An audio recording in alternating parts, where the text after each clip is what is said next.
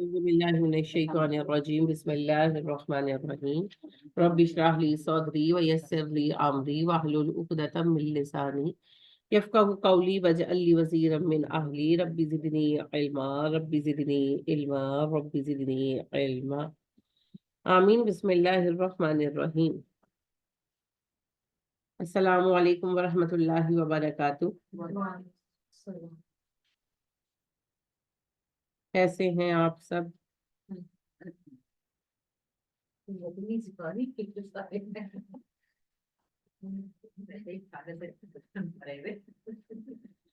ہم دجال کے متعلق حدیث دیکھ رہے ہیں، تو ابو امامہ باہلی رضی اللہ تعالیٰ عنہ کی ایک طویل حدیث ہے جسے آج ہم وائنڈ اپ کریں گے۔ یہ جو دجال کا معاملہ ہے، نبی کریم صلی اللہ علیہ وسلم نے فرمایا، اے لوگوں، جب سے اللہ نے آدم کو پیدا کیا کوئی فتنہ دجال کے فتنے سے بڑا نہیں ہے۔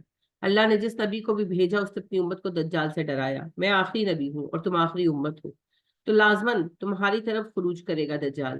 اگر اس کے نکلنے کے وقت میں تمہارے درمیان موجود ہوا تو میں ہر مسلمان کی طرف سے اس کے سامنے حجت پیش کروں گا، اور اگر اس کا خروج میرے بعد ہوا تو ہر آدمی اپنی حجت خود پیش کرے گا، اور میں ہر مسلمان کے لیے اپنے بعد اللہ کو چھوڑ رہا ہوں۔ وہ شام اور عراق کے درمیان ایک شگاف میں سے نکلے گا۔ شگاف سے مراد یہ نہیں ہے کہ کوئی لٹرل ہول ہوگا، مطلب یہ ہے کہ وہ کسی درمیانی جگہ سے نکلے گا، شام اور عراق کی۔ اور جیسا کہ ایک حدیث میں آپ صلی اللہ علیہ وسلم نے فرمایا، وہ اصفہان سے نکلے گا اور دائیں اور بائیں فساد بھرپا کر دے گا۔ ان کے ہر طرف، دائیں بائیں سے مراد صرف لیفٹ رائٹ نہیں ہے، مطلب کہ ہر طرف فساد بھرپا کر دے گا، محاورہ ہے نا۔ اے اللہ کے بندو، اے لوگو، ثابت قدم رہنا، میں تمہارے لیے اس کے ایسے اوصاف بیان کروں گا جو مجھ سے پہلے کسی نبی نے بیان نہیں کیے۔ وہ کہے گا کہ میں تمہارا رب ہوں، لیکن تم اپنے رب کو مرنے سے پہلے یعنی زندگی میں نہیں دیکھ سکو گے۔ اور دجال کانا ہے اور تمہارا رب کانا نہیں ہے، اس کی دونوں آنکھوں کے درمیان کافر لکھا ہوگا۔ اس کو ہر مومن پڑھ سکے گا، خواہ پڑھا لکھا ہو یا ان پڑھ۔ دجال کا ایک فتنہ تو یہ ہے کہ اس کے پاس جنت بھی ہوگی اور دوزخ بھی۔ اس کی جنت اصل میں دوزخ اور اس کی دوزخ اصل میں جنت ہوگی۔ اب اس کی اصل کیفیت تو جب وہ وقت آئے گا تب بھی پتہ چلے گا، اللہ عالم کہ کس طرح سے نظر آئیں گی یہ چیزیں۔ جو اس کی آگ کی آزمائش میں پڑے وہ اللہ کی پناہ مانگے، اسے سورہ کہف کی ابتدائی آیات پڑھنی چاہیے۔ اس کا ایک فتنہ یہ ہے کہ وہ ایک دیہاتی سے کہے گا کہ اگر میں تمہارے ماں باپ کو زندہ کر دوں تو کیا تم میرے رب ہونے کی گواہی دو گے؟ وہ کہے گا ہاں۔ پھر شیطان اس کے ماں باپ کی صورت میں اس کے سامنے کھڑے ہو جائیں گے اور وہ کہیں گے اے میرے بیٹے تو اس کی پیروی کر، یہ تمہارا رب ہے۔ یعنی کہ وہ اس کے ماں باپ کو زندہ کر کے نہیں لے آئے گا، شیاطین جن جو ہیں اس کے ماں باپ کا روپ لے کر سامنے کھڑے ہو جائیں گے اور اسے کہیں گے کہ یہ تمہارا رب ہے، مان لو، تو وہ ظاہر ایمان لے آئے گا اس کے رب ہونے پر، انا للہ۔ تو لہٰذا آج بھی کوئی اول تو خیر ایسا کوئی کر نہیں سکتا سوائے دجال کے، لیکن بعض اوقات ہوتا ہے نا کہ ماں باپ کی روح سے بات کرائی جی، اب وہ کوئی ملتی جلتی آواز سنائی دے جاتی ہے، یا خواب میں وہ ایسا کوئی بتاتے ہیں کہ یہ عمل کرو تو خواب میں آ کر امی جواب دے جائیں گے، ابو جواب دے جائیں گے، تو یہ سارے اسی طرح کے لوگوں کے چکر بازیاں ہوتی ہیں، تو ان سے ہوشیار رہنا چاہیے۔ اس کا ایک فتنہ یہ ہوگا کہ وہ کسی انسان پر قابو پا کر اس کو قتل کرے گا، پھر اسے آرے سے دو حصوں میں چیر ڈالے گا، پھر کہے گا میرے بندے کی طرف دیکھو، میں اسے دوبارہ زندہ کروں گا، مگر وہ پھر بھی کہے گا کہ میرے سوا اس کا کوئی رب نہیں۔ چنانچہ اللہ اسے دوبارہ زندہ کر دے گا۔ اللہ آزمائش بنائیں گے نا، تو اللہ، نبی صلی اللہ علیہ وسلم کے الفاظ ہیں، اللہ اس بندے کو دوبارہ زندہ کر دے گا۔ تو وہ خبیث اس سے کہے گا تیرا رب کون ہے؟ وہ کہے گا میرا رب تو اللہ ہے، اور تو اللہ کا دشمن ہے، تو دجال ہے۔ اللہ کی قسم تمہارے متعلق مجھے آج کے دن سے بڑھ کر کبھی بھی بصیرت حاصل نہیں تھی۔ ان کے یہ وہ نوجوان کہے گا نا جو زندہ کر کے جسے یہ اٹھا دے گا، تو پہلی بات تو نبی صلی اللہ علیہ وسلم نے کہا اسے اللہ زندہ کرے گا، کیونکہ اللہ نے آزمائش بنانا ہے ہمارے لیے۔ تو وہ نوجوان اس قدر ماشاءاللہ ایمان میں مضبوط ہوگا کہ وہ کہے گا اس سے پہلے مجھے اتنا یقین نہیں تھا کہ تو دجال ہے، اب تو 100% یقین ہو گیا۔ یہ بھی اس کا فتنہ ہوگا کہ وہ آسمان کو بارش برسانے کا حکم دے گا تو وہ بارش برسائے گا، وہ زمین کو گندم فصلیں اگانے کا حکم دے گا تو وہ اگانے لگے گی۔ اس کا ایک فتنہ یہ ہے کہ وہ ایک قبیلے کے پاس سے گزرے گا جو اس کی تکذیب کرے گا، جھٹلائے گا کہ تو رب نہیں ہے، تو اس قبیلے کے تمام چرنے والے جانور ہلاک ہو جائیں گے۔ یہاں سے یہ پتہ چلتا ہے کہ بعض اوقات آپ اللہ سبحانہ و تعالیٰ کی توحید پر کھڑے ہوتے ہیں اور آپ پر مصائب آتے ہیں۔ اس کی سب سے بڑی مثال تو خود نبی صلی اللہ علیہ وسلم ہے۔ آپ اللہ کے لیے کام کر رہے تھے نا، تو کتنا کچھ سہا ہے آپ نے۔ تو ابو جہل تو ویسے کا ویسے ہی مر گیا، اس کو تو کوئی تکلیف نہیں آئی زندگی میں، نہ اس کا کوئی بیٹا بنا، نہ اس کو کوئی دقت اٹھانی پڑی، نہ اس کو شہر بدر ہونا پڑا۔ اور بلکہ وہ آپ صلی اللہ علیہ وسلم نے تو نزا کی کتنی تکلیف کاٹی اس وقت کو، تو وہ بھی نہیں آئی. جب عبداللہ بن مسعود رضی اللہ تعالیٰ نے اس کا سر کاٹنے کے لیے آئے ہیں تو پورے ہوش و حواس میں تھا، اور پوری اس نے بحث کی حضرت ابن مسعود کے ساتھ. تو آپ دیکھیے، اور اس کو کوئی تکلیف نہیں تھی نا، یہ اینڈ تک اس نے کہا کہ میرا سر اوپر سے کاٹنا پتا چلے بڑے سردار کا سر، تو پورے حواسوں میں تھا نا. تو کیا مطلب ہے اس کا؟ یہ خدا نہ خواستہ کہ وہ صحیح تھا اور نبی صلی اللہ علیہ وسلم غلط تھے معاذ اللہ. کیونکہ نبی صلی اللہ علیہ وسلم کے تو آخری دنوں میں غشی تاری رہتی تھی، مسلسل غشی، یعنی کہ آپ اٹھتے تھے تو بے ہوش ہو جاتے تھے. تبھی تو ابو بکر رضی اللہ تعالیٰ عنہ کو نماز کا حکم دیا تھا. اور جب آپ صلی اللہ علیہ وسلم نے یہ بات کہی تھی، جو حدیث کرتاز ایک بہت بڑا فساد کا سبب بھی بن گیا ہمارے ہاں، کہ نبی صلی اللہ علیہ وسلم نے کہا تھا کہ کاغذ قلم لاؤ، میں تم لوگوں کو کچھ لکھوا دیتا ہوں کہ تم اس کو اگر سنبھالے رکھو گے، تھامے رکھو گے تو گمراہ نہیں ہوگے. تو عمر فاروق رضی اللہ تعالیٰ عنہ نے آپ کی کیفیت ہی کے پیش نظر یہ کہا تھا کہ آپ بہت تکلیف میں ہیں، تو کتاب اللہ کافی ہے، آپ کو تکلیف نہیں دیتے. اس پر صحابہ میں بحثہ بحثی ہو گئی، تو یہاں تک کچھ صحابہ غصہ آ گیا تھا.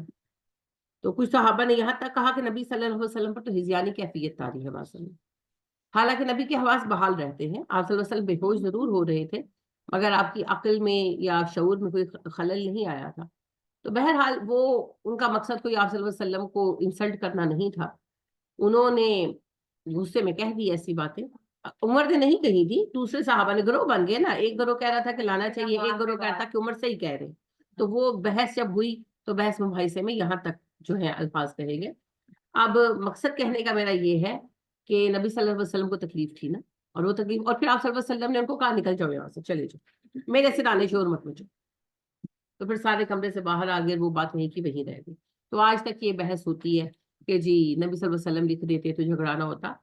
بے شک نبی صلی اللہ علیہ وسلم سب سے بہتر جانتے ہیں، لیکن جو امت کی حالت ہے، میں صرف اتنا عرض کروں گی کہ قرآن اور حدیث ہے، پھر بھی جھگڑا ہے.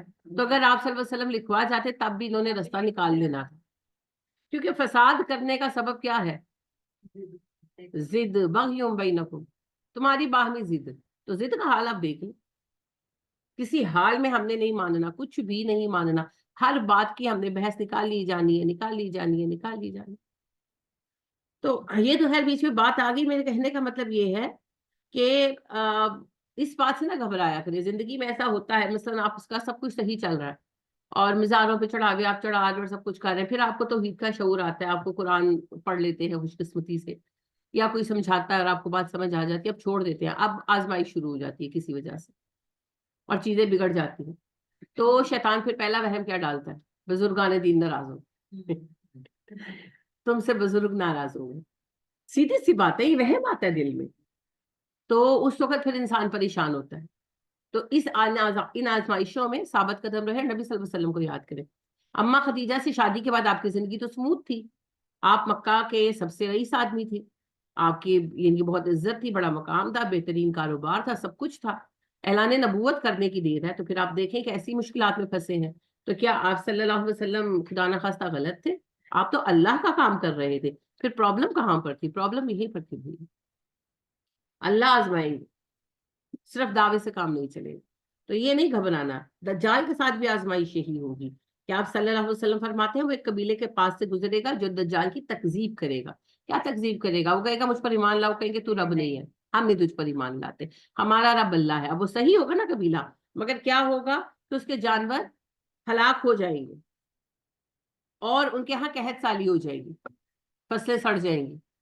اب بتائیں، آزمائش ہے. اور اس کا ایک فتنہ ہوگا کہ وہ قبیلے کے پاس سے، کسی ایک قبیلے کے پاس سے گزرے گا اور وہ اس پر ایمان لے آئیں گے.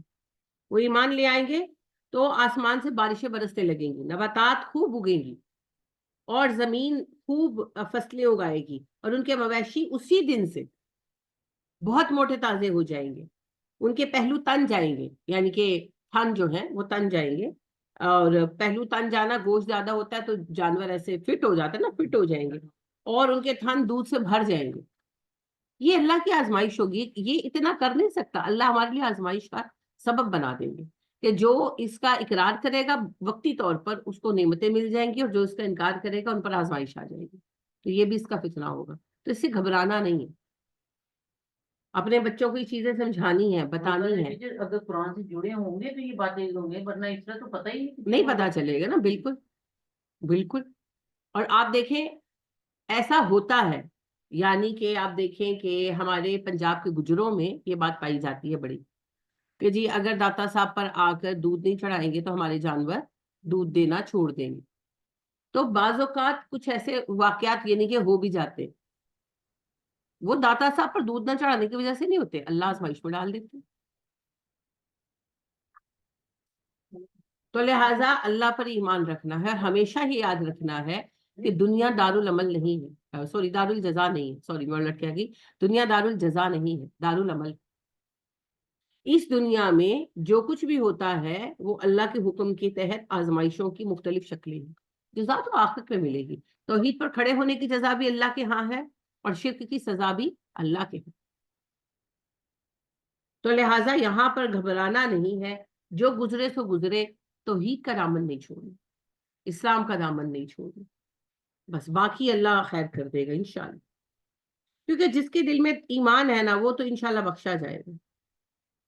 توحید ہے جس کے دل میں، وہ زمین کی ہر چیز کو روند کر اس پر غالب آ جائے گا سوائے مکہ اور مدینہ کے. کہ وہ پوری زمین کا وزٹ کرے گا، روندنے سے مراد یہ ہے ٹریول کرنا.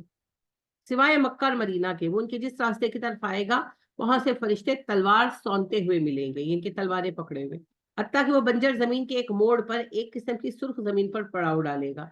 مدینہ اپنے رہائشیوں سمیت 3 مرتبہ لرز اٹھے گا.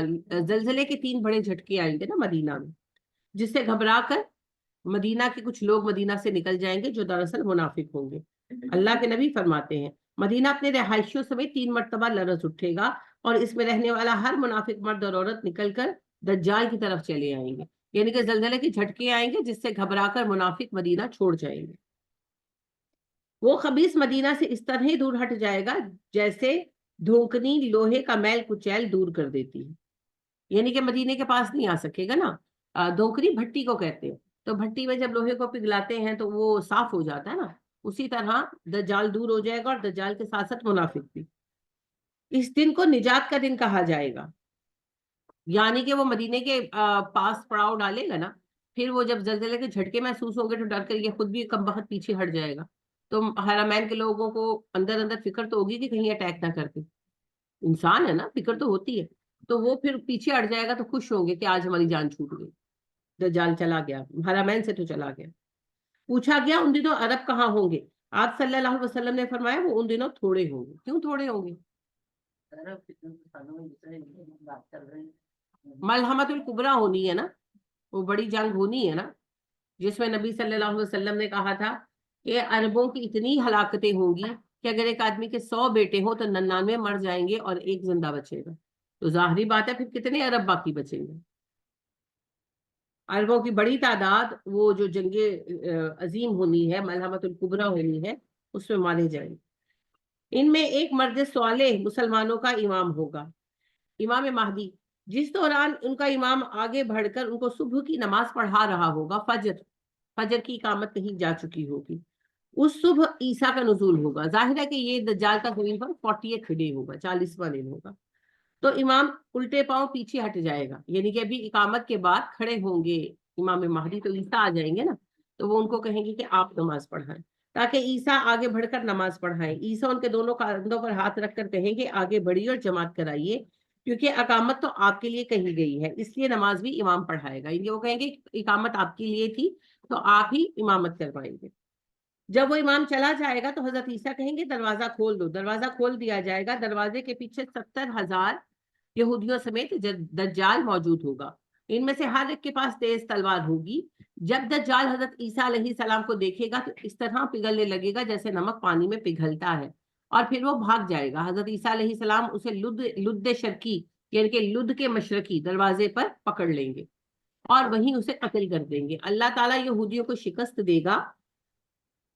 اللہ کی مخلوق میں سے یہودی جس چیز کے پیچھے بھی پناہ لے گا وہ بول اٹھے گی، خواہ وہ پتھر ہو، درخت ہو، دیوار ہو یا جانور، سوائے غرقد کے درخت کے، کیونکہ وہ تو یہودیوں کا درخت ہے، وہ نہیں بولے گا. وہ چیز کہے گی اے اللہ کے بندے مسلمان، یہ رہا یہودی میرے پیچھے، آؤ اسے قتل کر دو. یعنی جس چیز کے پیچھے وہ چھپے گا وہ چیز کہے گی کہ میرے پیچھے چھپا ہوا ہے، اس کو مار ڈالو. غرقد کا درخت نہیں بولے گا، اور یہود کو بھی یہ سب پتا ہے، اسی لیے وہ غرقد کے درخت لگا بھی رہے ہیں. لیکن وہی بچے گا جس کے لیے اللہ نے لکھ دیا ہو. بیسیکلی تو ختم ہو جائیں گے سارے، رہی سے ہی کاٹ چھاٹ وہ کر دیں گے نا یاجوج ماجوج.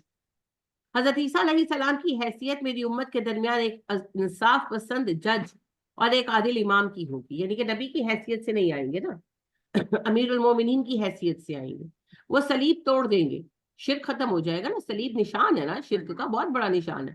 توڑ دیں گے، خنزیر کو ذبح کر ڈالیں گے، سور کی نسل ختم ہو جائے گی.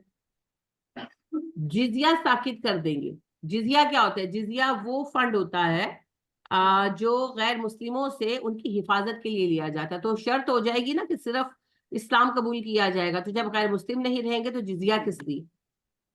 زکوٰۃ معاف کر دیں گے. یعنی کہ اللہ سبحانہ و تعالیٰ جو ہے نا زکوٰۃ اٹھا لیں گے، ضرورت نہیں رہے گی، لوگوں میں مال ہی نہیں رہے گا ویسا. یہ سب تو پھر دوبارہ ان کے بعد تھوڑی دیر سے بعد شروع ہوگا نا. کینہ اور بغض کو ختم کر دیں گے، یعنی کہ لوگوں کے درمیان دشمنیاں عداوتیں ختم ہو جائیں گی. وہ ہر گرم چیز کی گرمی کو نکال پھینکیں گے. گرمی سے مراد یہ ہے نفرتیں، دشمنیاں. حتیٰ کہ بچہ سانپ کے بل میں اپنا ہاتھ ڈالے گا تو وہ اسے نہیں کاٹے گا. ایک بچی شیر کو تکلیف پہنچائے گی مگر وہ اسے ضرر نہ پہنچائے گا. یعنی کہ تکلیف سے مراد ہے جیسے بچے کھیلتے ہیں نا بلیوں وغیرہ کے ساتھ، تو کان کھینچ لیتے ہیں، دم کھینچ لیتے ہیں، تو بلیاں کچھ نہیں کہتی. اسی طرح شیر کے ساتھ کھیلیں گے بچے اور شیر کچھ نہیں کہے گا. بھیڑیا بھیڑوں کی کتے کی مانند رکھوالی کرے گا. دنیا امن اور چین سے ایسے بھر جائے گی جیسے پانی سے برتن بھر جاتا ہے. اتفاق و اتحاد کا دور دورہ ہوگا. اللہ کے سوا کسی کی عبادت نہ ہوگی. جنگ اپنے ہتھیار ڈال دے گی، ان کی جنگ ختم ہو جائے گی. جب امن و امان ہو جائے گا تو جنگ اس بات کی. قریش اپنی حکومت چھین لیں گے اور زمین چاند کے فرش کی طرح ہوگی، ان کے صاف ستھری. قریش اپنی حکومت چھین لیں گے مطلب کہ خلافت قریش میں چلی جائے گی واپس. اس سے وہ نباتات اگیں گی جو آدم کے وقت اگتی تھی. یعنی کہ مطلب یہ ہے کہ برکت اتنی ہو جائے گی، چیزیں تو یہی ہوں گی نا. یہاں تک کہ لوگ انگور کے گچھے کو مل کر کھائیں گے اور انہیں سیر کر دے گا. بعض نے یہ بھی کہا کہ اس کا مطلب یہ کہ سائز بڑا ہو جائے گا. لوگ ایک انار مل کر کھائیں گے تو ان کا پیٹ بھر دے گا. بیل اتنے اور اتنے پیسوں میں مل جائے گا، یعنی کہ چند پیسوں میں مل جائے گا. گھوڑے کی قیمت چند درہم ہوگی. دجال کے خروج سے پہلے 3 سال سخت ہوں گے جن میں لوگ سخت بھوک میں مبتلا ہوں گے. جنگیں جو ہوں گی بہت زیادہ، تو ظاہری بات ہے کہ جنگوں کی وجہ سے کھیتی باڑی پر ان چیزوں پر تو توجہ نہیں ہوگی نا. پہلے سال اللہ تعالیٰ آسمان کو حکم دے گا کہ 1/3 بارش روک لے، اور زمین کو حکم ملے گا کہ 1/3 نباتات روک لے. دوسرے سال آسمان کو حکم ہوگا 2/3 بارش روک لے، اور زمین کو حکم ملے گا 2/3 نباتات روک لے. تیسرے سال آسمان کو حکم ہوگا کہ ساری بارش روک لے، چنانچہ ایک قطرہ بھی بارش کا آسمان سے نہیں ٹپکے گا. اور زمین کو حکم ہوگا کہ تمام نباتات روک لے، چنانچہ کوئی سبزہ نہیں اگے گا. یہ دجال کے آنے سے پہلے ہوگا نا. تو ایک طرف تو جنگیں چل رہی ہوں گی اور دوسری طرف یہ آفت ہوگی. پھر دجال آ جائے گا. تو دجال کے خاتمے کے بعد عیسیٰ علیہ السلام کے زیر سرکردگی جب اسلامی حکومت قائم ہوگی تو پھر اللہ سبحانہ و تعالیٰ بہترین جو ہے وہ نعمتیں عطا کریں گے. کوئی کھر والا جانور باقی نہیں بچے گا سوائے اس کے جس سے اللہ بچائے. گھاس کھانے والے جانور، کہ گھاس نہیں اگے گی تو بہت جانور مریں گے نا، مقصد یہ. پوچھا گیا ان دونوں لوگ زندہ کیسے رہیں گے؟ آپ نے فرمایا تحلیل، تکبیر اور تحمید سے، یعنی ذکر کرنے سے. یہ اذکار انہیں کھانے کا کام دیں گے. تو یہ سب سے طویل حدیث تھی. اب باقی جو حدیث ہیں وہ انہی روایتوں کو پلٹ پلٹ کر بیان کر دی جائیں گی، لہٰذا ہم انہیں ریپیٹ نہیں کریں گے. احادیث بہت ساری ہیں مگر موضوع ان میں یہی ہے. ٹھیک ہے. دجال کے فتنے سے کیسے بچنا چاہیے؟ ایک تو زندگی میں دعا مانگے نا، جو نبی صلی اللہ علیہ وسلم تشہد میں دعا پڑھا کرتے تھے. اللہم انی اعوذ بک من عذاب القبر واعوذ بک من عذاب الجحنم واعوذ بک من فتنة المسیح الدجال واعوذ بک من فتنة المحیا والممات اللہم انی اعوذ بک من المغفم والمغرم. بدقسمتی کی بات یہ ہے کہ ہم ایک رٹی رٹائی نماز پڑھتے نا، ربی جلی مقیم الصلاۃ مجھے ربنا تقبل دعا، یہ بھی نہیں پتا کہ اس میں بھی کیا مانگتے ہیں. بس ایک رٹی ہوئی نماز ہے، سبحانک اللہم سے لے کر یہاں تک. تو کوئی دعا ہم شعور سے تو پڑھتے ہی نہیں ہیں. تو نبی صلی اللہ علیہ وسلم کی دعائیں یاد کرنے کا تو ٹرینڈ ہی نہیں ہے. تو یہ ضرور پڑھیں، ضرور پڑھیں.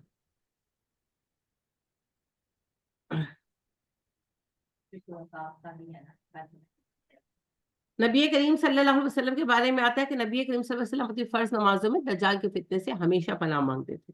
अनस भी कहते हैं कि नबी करीम सल्लल्लाहु अलैहि वसल्लम तशहुद में ये दुआ जरूर पढ़ते थे। अम्मा आयशा भी यही बात बयान करती हैं। और नबी करीम सल्लल्लाहु अलैहि वसल्लम ने सहाबा को भी ये हुक्म दिया कि दज्जाल के फितनों से पनाह मांगा करो, तो और ये दुआ उनको सिखाई। तो अबू हुरैरा कहते हैं कि नबी करीम सल्लल्लाहु अलैहि वसल्लम हर फर्ज नमाज में तशहुद में हमें दज्जाल के फितने से पनाह मांगने का हुक्म दिया करते थे, यानी ये दुआ पढ़ने का हुक्म देते थे। तो ये तशहुद की लाजिम दुआ है, इसे जरूर पढ़ना चाहिए।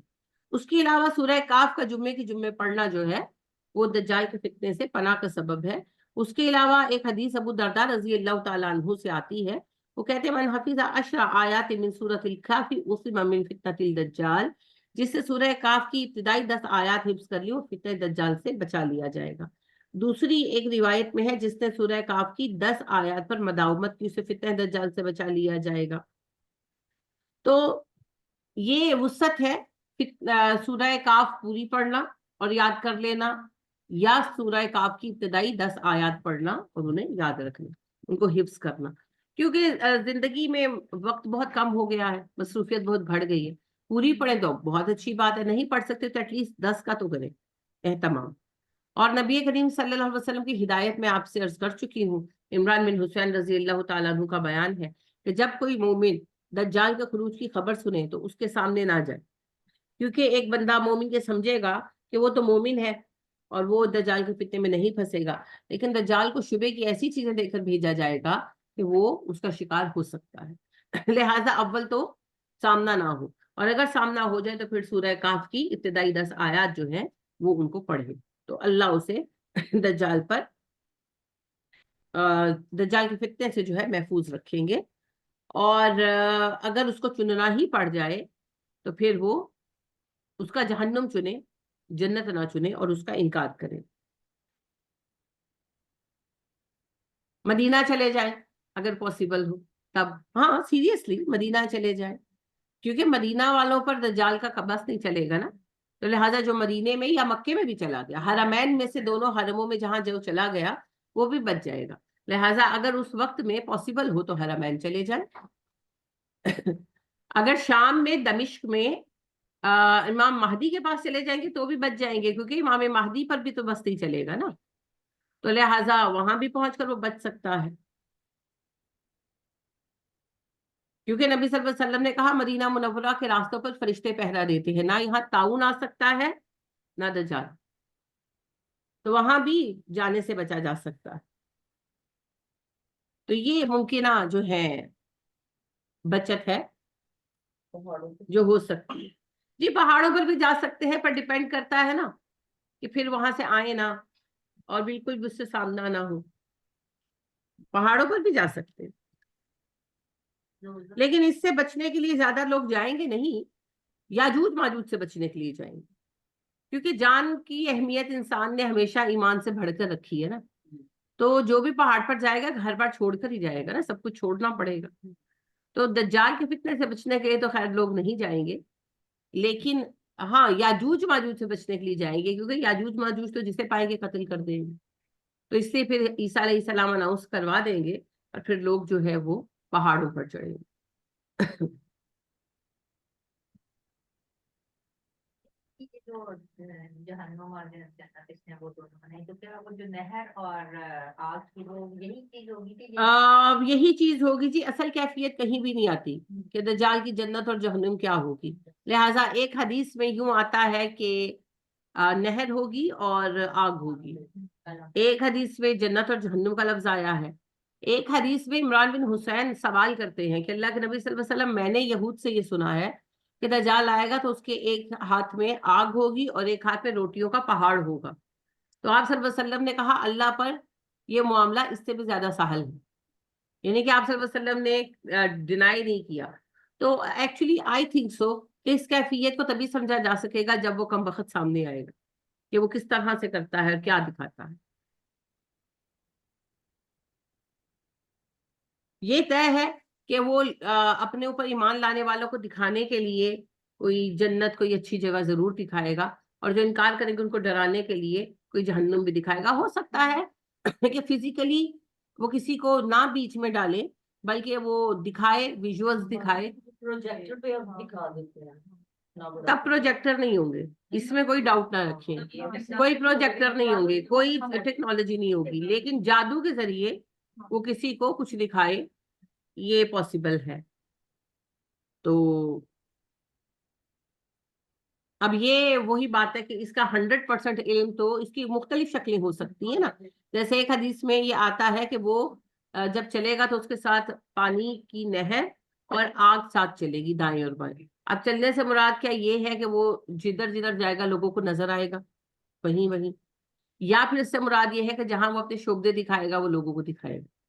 میرا ذاتی خیال یہ ہے کہ شاید وہ جہاں لوگوں کو اکٹھا کرے گا، اور ظاہر ہے جیسے فرض کرے لاہور پہنچا، وہ پہنچے گا نا ایک دن، تو لاہور پہنچا وہ ویسے خوشخبری یہ ہے کہ جب نیا وہ بنے گا نقشہ دنیا کا گلیشیئر پگھلنے کے بعد، تو لاہور تو رہنا نہیں ہے۔ تو دیکھیں بہرحال نقشے میں نقشہ کہاں تک صحیح ثابت ہوتا ہے۔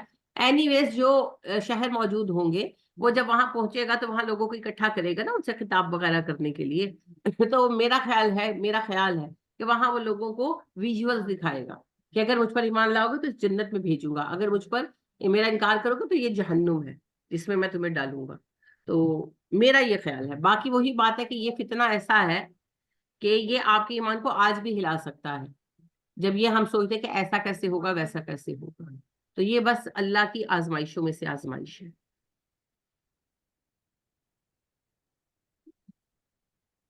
اب آپ کو پتا ہے کہ امام مہدی جو ہے انہوں نے آنا ہے، اور امام مہدی جو ہیں پیدا نہیں ہو چکے، کسی غار میں نہیں چھپے ہوئے جیسے کہ ہمارے شیعہ بہن بھائی کہتے ہیں۔ امام مہدی جو ہے وہ حضرت فاطمہ کی اولاد سے ضرور ہوں گے، اور مدینہ کے رہائشی بھی ہوں گے، نام محمد ہوگا، باپ کا نام عبداللہ ہوگا، لیکن نہ خود وہ جانتے ہوں گے اور نہ لوگ جانتے ہوں گے کہ یہی امام مہدی ہے۔ ان کو تو ایز اے لیڈر، ایز خلیفہ، ایز امیر المومنین چنا جائے گا، پھر ان کی نشانیاں دیکھ کر لوگ انہیں امام مہدی قرار دیں گے۔ ابن مسعود کہتے ہیں کہ قیامت تب تک قائم نہ ہوگی جب تک میرے اہل بیت میں سے ایک آدمی عرب کا حکمران بن جائے گا جس کا نام میرے نام پر ہوگا، نبی صلی اللہ علیہ وسلم نے کہا۔ ام سلمہ سے روایت ہے، نبی اکرم صلی اللہ علیہ وسلم نے فرمایا مہدی میرے خاندان سے ہوں گے اور فاطمہ کی اولاد سے ہوں گے۔ ابو سعید خدری رضی اللہ تعالیٰ عنہ کہتے ہیں کہ نبی صلی اللہ علیہ وسلم نے فرمایا مہدی میری اولاد میں سے ہوں گے، چوڑی پیشانی والے، باریک لمبی ناک والے، کیونکہ ناک ستواں ہوگی جسے آپ کہتے ہیں۔ وہ زمین کو عدل سے یوں بھر دے گا جیسے وہ ظلم و جور سے بھر گئی تھی، اور وہ 7 سال تک حکومت کرے گا، یعنی کہ امام مہدی 7 سال کا ٹائم گزاریں گے جس کے بعد پھر عیسیٰ آ جائیں گے۔ علی رضی اللہ تعالیٰ عنہ سے روایت ہے، رسول اللہ صلی اللہ علیہ وسلم نے فرمایا مہدی میرے اہل بیت سے ہوگا، اللہ تعالیٰ اس کی ایک ہی رات میں اصلاح فرما دیں گے۔ سمجھ گئے؟ یعنی کہ گریجول اصلاح نہیں ہوگی، اصلاح سے مراد یہ نہیں کہ ان میں کوئی خرابی ہوگی، یعنی کہ وہ ایک عام بندے امام مہدی نہیں ہے، ان کو تو نہیں پتا وہ امام مہدی ہیں، صلاحیت ان میں بہت ہوگی، کیونکہ صلاحیتوں کی بنا پر ہی علماء چنیں گے نا، کیوں چنیں گے؟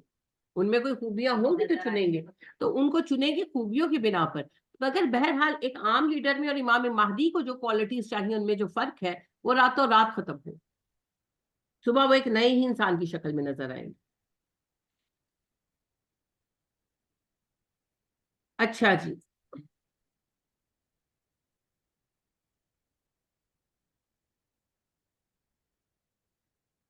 اچھا امام مہدی جو ہیں ان کے ظہور کی اسی طرح کی کافی احادیث ہے، میں آپ کو سلیکٹو ہی سناؤں گی۔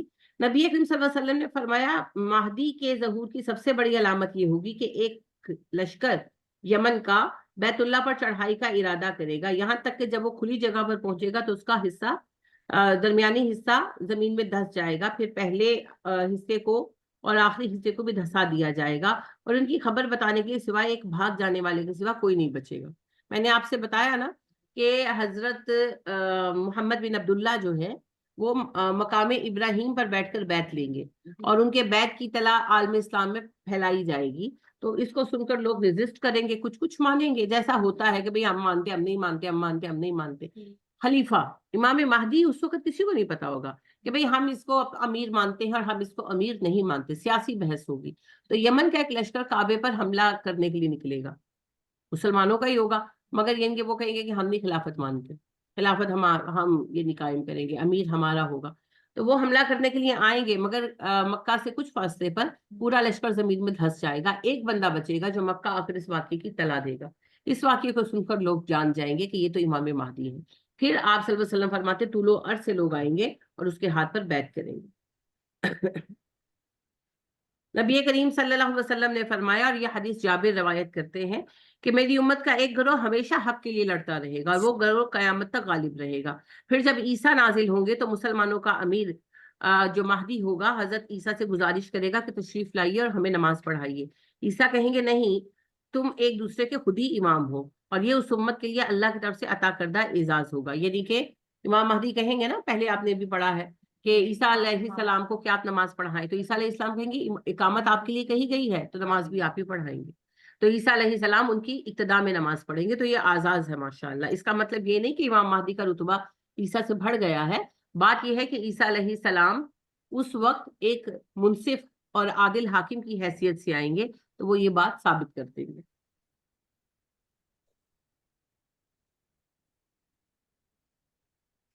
हजरत हफ्सा रजी अल्लाह तआला अन्हु कहती है कि नबी करीम सल्लल्लाहु अलैहि वसल्लम ने फरमाया, अनकरीब बैतुल्लाह में कुछ लोग पनाह लेंगे जिनके पास दुश्मन का हमला रोकने की ताकत ना होगी, ना उनकी तादाद ज्यादा होगी, ना उनके पास असलाहा होगा।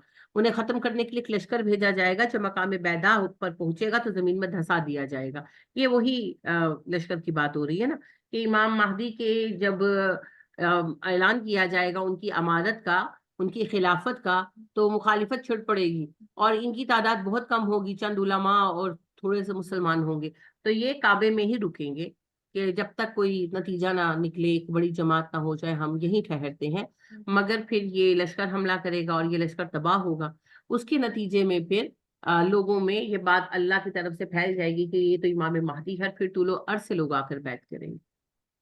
नबी करीम सल्लल्लाहु अलैहि वसल्लम फरमाते हैं, खलीफा की वफात के वक्त लोगों में इख्तिलाफ हो जाएगा। बनु हाशिम का एक आदमी मदीने से मक्का आएगा, लोग उसको घर से निकालकर मस्जिद हरम में लाएंगे, मकाम इब्राहिम और हजर अस्वद के दरमियान उसकी बैत करेंगे। शाम से एक लश्कर मक्का मुकरमा पर चढ़ाई के लिए आएगा, जब वो बैदा के मकाम पर पहुंचेगा तो धसा दिया जाएगा। इसके बाद इराक और शाम से उलमा और फुजला उसमें इमाम महदी के पास बैत के लिए आएंगे। यानी कि ये मुख्तसर आपने वही बात बयान कर दी कि मुसलमान जो उस वक्त हाकिम होगा मुसलमानों का वो मर जाएगा और मुसलमानों का कोई उस वक्त लीडर मौजूद नहीं होगा। तो बैत करेंगे इमाम महदी के हाथ, मदीना में पहले कहेंगे ना, तो वो भागकर मक्का आ जाएंगे, फिर मक्का में उनको समझाएंगे मनाएंगे और वो मान जाएंगे। तो उनके हाथ पर जब बैत की जाएगी तो इख्तिलाफ हो जाएगा, और उस बैत की वजह से, उस बैत में इख्तिलाफ की वजह से जो है वो हमला होगा, और हमले के नतीजे में वो लश्कर जमीन में धंस जाएगा। और फिर उसके बाद लोग जान जाएंगे कि इमाम महदी है, तुलो अर्श से आकर बैत होगी। वो लश्कर यमन से आएगा। यमन और शाम, बाद में यमन कहा गया, बाद में शाम कहा गया। ये भी हो सकता है कि दोनों मुल्क कंबाइन हो जाए। आप देखें हालात तो बदलते जा रहे हैं। सुबान रजी अल्लाह तआला अन्हु से रिवायत है, रसूलुल्लाह सल्लल्लाहु अलैहि वसल्लम ने फरमाया, तुम्हारे काबे के खजाने पर 3 आदमी लड़ेंगे, वो तीनों खलीफा के बेटे होंगे, लेकिन खजाना उनमें से किसी को भी नहीं मिलेगा। फिर मशरिक की जानिब से स्याह झंडे जाहिर होंगे और वो तुम्हें ऐसा कत्ल करेंगे जैसा किसी ने कत्ल ना किया हो। स्याह झंडे जो है ना, इमाम महदी का झंडा स्याह होगा। लोगों में झगड़े होंगे। बैतुल्लाह के खजाना से मुराद ये है कि मुसलमानों पर हकमियत के लिए झगड़े होंगे ना।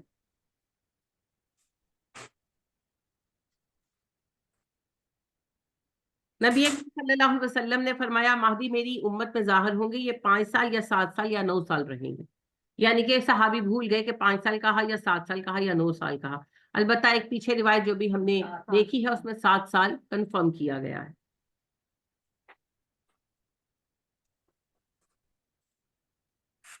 लिहाजा एक और हदीस में आप कहते हैं कि मेरी उम्मत में इमाम महदी पैदा होंगे, वो दुनिया में 7 बरस रहेंगे। एक और हदीस में 7 या 8 बरस कहा गया है, क्योंकि इमाम महदी का दौर इतना होगा ना, फिर हजरत ईसा आ जाएंगे। अबू सईद खुदरी रजी अल्लाह तआला अन्हु से रिवायत है कि रसूलुल्लाह सल्लल्लाहु अलैहि वसल्लम ने फरमाया, आखिरी जमाने में एक खलीफा होगा जो माल तकसीम करेगा और शुमार नहीं करेगा। यानी कि बहुत सखी होंगे ना इमाम महदी।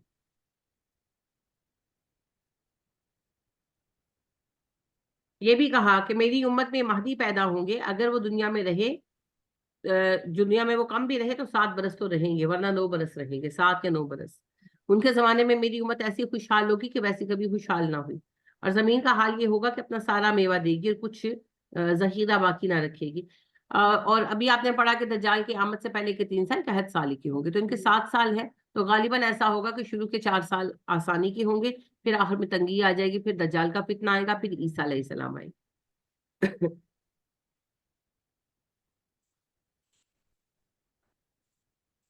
آج کا اتنا جو ہے ویسے تو 40 دن ہے نا، لیکن اس کا دن ہی وہ سال سے تو ان کے حساب سے بھی وہ اسی طرح ایک سال ہوگا۔ ساری دنیا کے لیے 1 سال ہوگا، اس میں ان کا ٹائم شامل نہیں ہے، ظاہری بات ہے، لیکن ویسے وہ ساری دنیا کے لیے 1 سال ہوگا، تو امام مہدی کے لیے بھی 1 سال ہوگا، 1 سال کے برابر لمبا ہوگا، ویسے تو 1 دن ہی ہوگا۔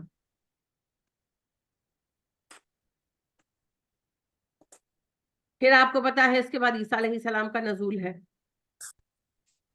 اور اس کا تو پہلا بیان سورہ نساء میں موجود ہے۔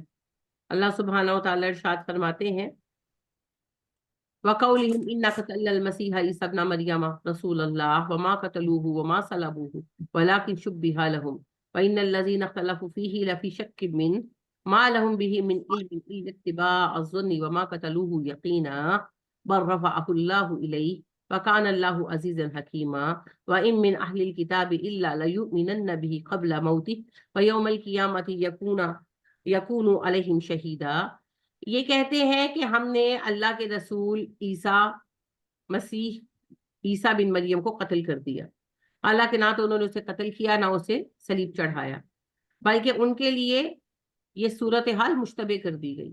یقین جانیے کہ عیسیٰ کے بارے میں اختلاف کرنے والے ان کے معاملے میں شک میں پڑے ہوئے ہیں، انہیں اس کا کوئی یقین نہیں ہے، ساری باتیں اندازوں پر ہیں، البتہ اتنا یقینی ہے کہ انہوں نے اسے قتل نہیں کیا، اللہ تعالیٰ نے انہیں اپنی طرف اٹھا لیا، اور اللہ بڑا غالب ہے اور اپنی حکمتیں پوری رکھتا ہے۔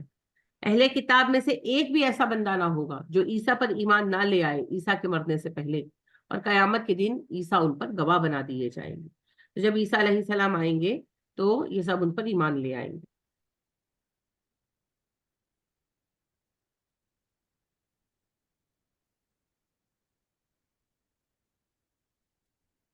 لہٰذا یہ جو ہے نا قرآن میں بھی اس بارے میں واضح علامت موجود ہے۔ سب لوگ مسلمان ہو جائیں گے، لیکن آپ نہیں۔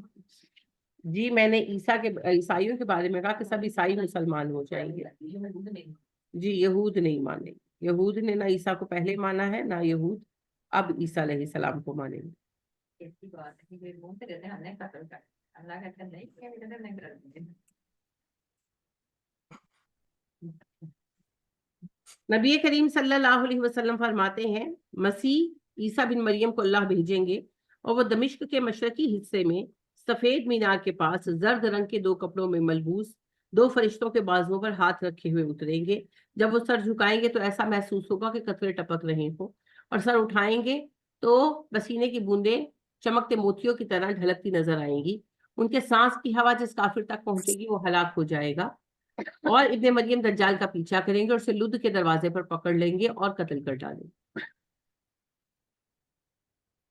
نبی کریم صلی اللہ علیہ وسلم فرماتے ہیں کہ میں سویا ہوا تھا اور خواب میں کعبے کا کعبے کا طواف کر رہا تھا کہ ایک صاحب جو گندمی رنگ کے تھے اور ان کے سر کے بال سیدھے تھے اور سر سے گویا پانی ٹپک رہا تھا مجھے دکھائے گئے۔ میں نے پوچھا یہ کون ہے، تو میرے ساتھ موجود لوگوں نے بتایا یہ عیسیٰ بن مریم ہے۔ یہ طویل حدیث ہے جو دجال کے سلسلے میں آپ نے سنی، اسی میں آپ نے یہ بات بھی پڑھی۔ یہ زرد رنگ کے کپڑوں کے بارے میں کیوں بتایا گیا؟ حالانکہ زرد رنگ یہ اسلام میں پسند ہے۔ ابھی کیوں پسندیدہ نہیں ہے؟ کیونکہ یہ بدھ مت والے جو ہیں ان کا مذہبی رنگ ہے نا، اس لیے پسندیدہ نہیں ہے، باقی اس رنگ میں کوئی اور پریشانی تھوڑی ہے۔ آتش پرستوں کا بھی یہ رنگ تھا، پر عیسیٰ پہنے ہوئے آئیں گے بس ویسے۔ آپ کو نشانی بتائیے نا، پہچان بتائیے، پہچان میں سے یہ پہچان ہے، ڈیٹیلنگ ہے یہ کہ یہ کپڑے پہنے ہوں گے، یہ نہیں کہ ان کپڑوں زرد رنگ پہننے سے کچھ ہوتا ہے یا نہ پہننے سے کچھ ہوتا ہے، رنگوں میں سے رنگ ہے۔ منع مشابہت کی بنا پر کیا گیا ہے، ہمیں ہر وہ چیز منع کی گئی ہے جس میں کسی دوسری قوم کی مشابہت ہو۔ تو لہٰذا ہر وہ فیشن، ہر وہ چیز جس کی بنا پر دیکھنے والے کو یہ پتا نہ چلے کہ مسلمان ہے کہ غیر مسلم، ہمیں وہ منع ہے. جس نے جس قوم کی مشابہت اختیار کی وہ اسی میں سے اٹھایا جائے.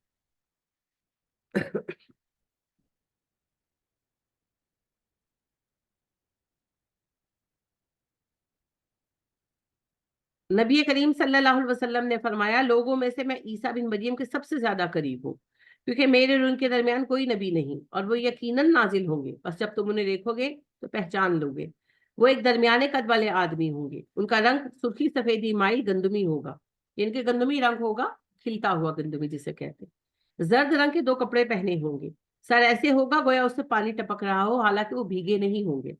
وہ صلیب کو توڑ دیں گے، خنزیر کو قتل کر دیں گے، جزیہ ختم کر دیں گے، لوگوں کو اسلام کی دعوت دیں گے.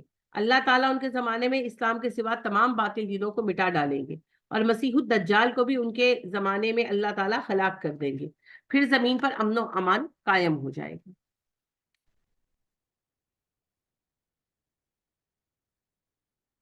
حضرت عیسیٰ کے نزول کے وقت کے بارے میں بھی نبی صلی اللہ علیہ وسلم نے فرمایا میری امت کا ایک گروہ ہمیشہ حق پر لڑتا رہے گا. ابھی میں نے امام مہدی کے سلسلے میں بھی حدیث آپ کو سنائی. وہ گروہ قیامت تک غالب رہے گا. پھر عیسیٰ بن مریم نازل ہوں گے تو مسلمانوں کے امیر ان سے گزارش کریں گے کہ تشریف لائیے اور نماز پڑھائیے. تو عیسیٰ کہیں گے کہ نہیں، آپ لوگ آپس میں ہی ایک دوسرے کے امام ہیں، یہ اس امت کے لیے اللہ کی طرف سے آزاد ہوگا. یعنی کہ عیسیٰ جو ہے وہ نماز پڑھیں گے جماعت کے ساتھ امام کے پیچھے، تو یہ امت کے لیے آزاد ہوگا. اور نبی صلی اللہ علیہ وسلم نے فرمایا اس وقت تمہارا کیا حال ہوگا جب ابن مریم تمہارے مابین نازل ہوں گے اور امام تمہارے درمیان میں سے ایک بندہ ہوگا، کیونکہ عیسیٰ اس کی ابتدا میں نماز پڑھیں گے ماشاءاللہ. تو آپ فرماتے ہیں اس وقت تمہارا کیا عالم ہوگا. تو لہٰذا عیسیٰ علیہ السلام فجر کے وقت جو ہے نازل ہوں گے، اتارے جائیں گے. نبی کریم صلی اللہ علیہ وسلم نے فرمایا ہے، اور آپ نے ابھی حدیث سنی ہے، کہ عیسیٰ منصف حکمران ہوں گے اور ہر طرح سے امن و امان ہو جائے گا. نبی کریم صلی اللہ علیہ وسلم نے فرمایا اس ذات کی قسم جس کے ہاتھ میں میری جان ہے، عیسیٰ روحا کی گھاٹی سے حج یا عمرہ یا دونوں کے لیے تلبیہ پکاریں گے. یعنی کہ عیسیٰ علیہ السلام حج کے لیے تشریف لائیں گے. نبی کریم صلی اللہ علیہ وسلم نے فرمایا عیسیٰ 40 سال تک زمین میں رہیں گے، پھر فوت کر دیے جائیں گے اور مسلمان ان کی نماز جنازہ ادا کریں گے. نبی کریم صلی اللہ علیہ وآلہ وسلم نے فرمایا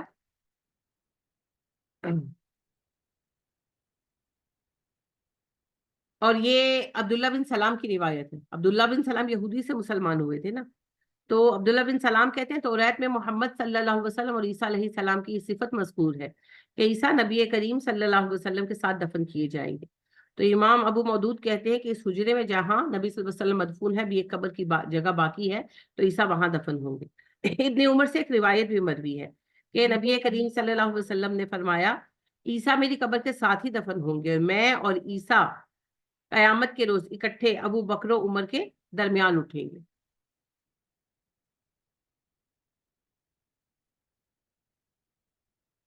حضرت عبداللہ بن عمر رضی اللہ تعالیٰ عنہ سے روایت ہے کہ عیسیٰ علیہ السلام جب زمین پر نازل ہوں گے شادی کریں گے، ان کی اولاد بھی ہوگی. ٹھیک ہے، تو عیسیٰ علیہ السلام 40 سال گزاریں گے، شادی کریں گے، بچے بھی ہوں گے ان کے، اور عیسیٰ علیہ السلام پھر جب وفات پائیں گے تو نبی کریم صلی اللہ علیہ وسلم کے حجرہ مبارک میں ہی دفن کیے جائیں گے. جب یہ پہلی دفعہ آئے تھے تو تب ان کی شادی نہیں ہوئی.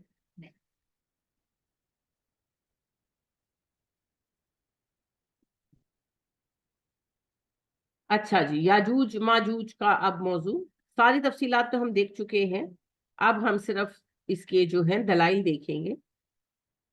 اس کا بیان جو ہے آپ کو پتہ ہے سورہ کاف میں ہے، آیت نمبر 92 سے 99 تک، کہ جب ذوالقرنین 2 پہاڑوں کے درمیان پہنچے، سمات باسبا بہت اذا بلغ بین السدین، تو پھر وہاں موجود لوگوں نے کہا کہ یاجوج اور ماجوج ہمیں بہت ستاتے ہیں، تو کوئی آپ انتظام فرما دے. تو انہوں نے ایک دیوار بنا دی تھی، اور اس دیوار کی تفصیل بھی ساری اس میں بتائی گئی ہے کہ جو ہے बड़ी बड़ी जो है वो बनाई गई भट्टियां और लोहे की के टुकड़े लाए गए और उनको रखा गया, और जब वो पिघल गए तो उनके ऊपर पिघला हुआ तांबा जो है वो पोर कर दिया गया।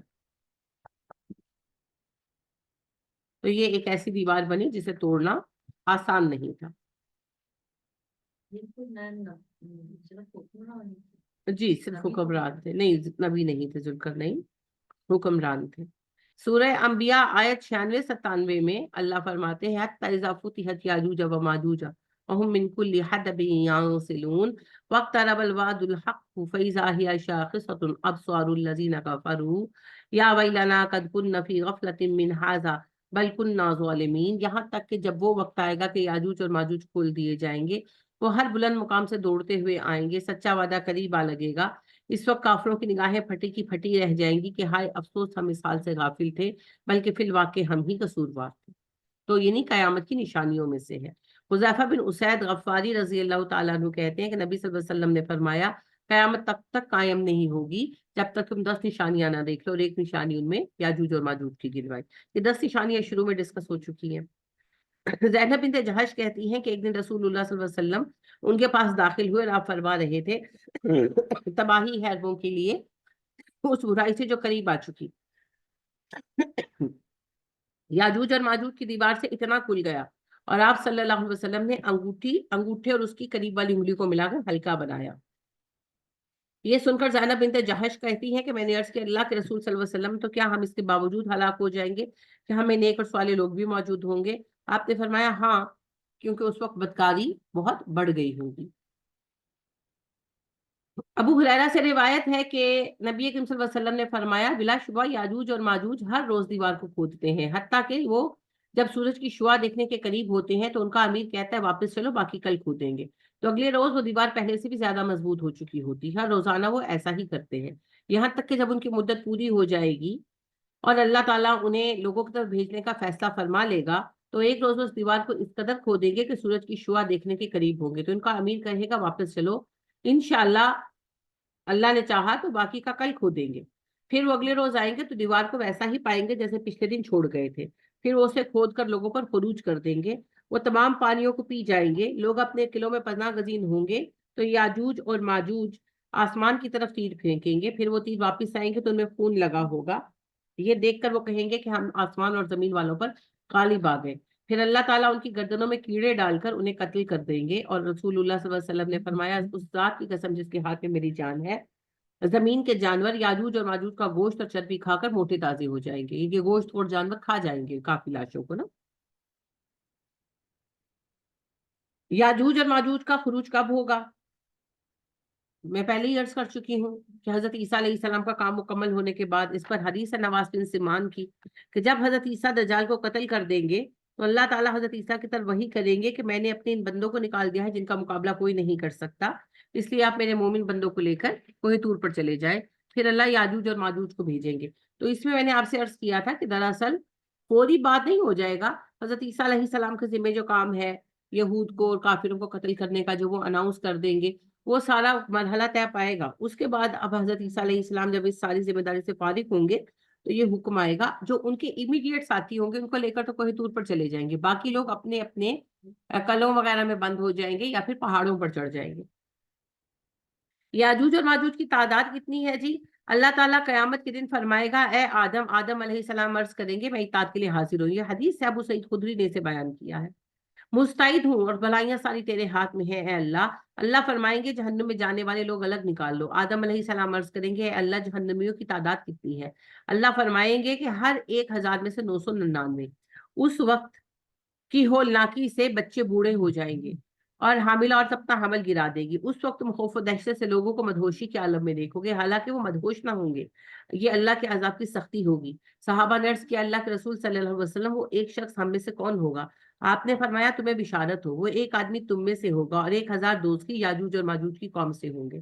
फिर नबी सल्लल्लाहु अलैहि वसल्लम ने फरमाया उस जात की कसम जिसके हाथ में मेरी जान है, मुझे उम्मीद है कि तुम उम्मत मुस्लिमा तमाम जन्नत वालों के 1/3 होंगे। तो फिर हमने अल्लाह अकबर कहा तो आपने फरमाया मुझे उम्मीद है कि तुम जन्नत के आधे लोग होंगे।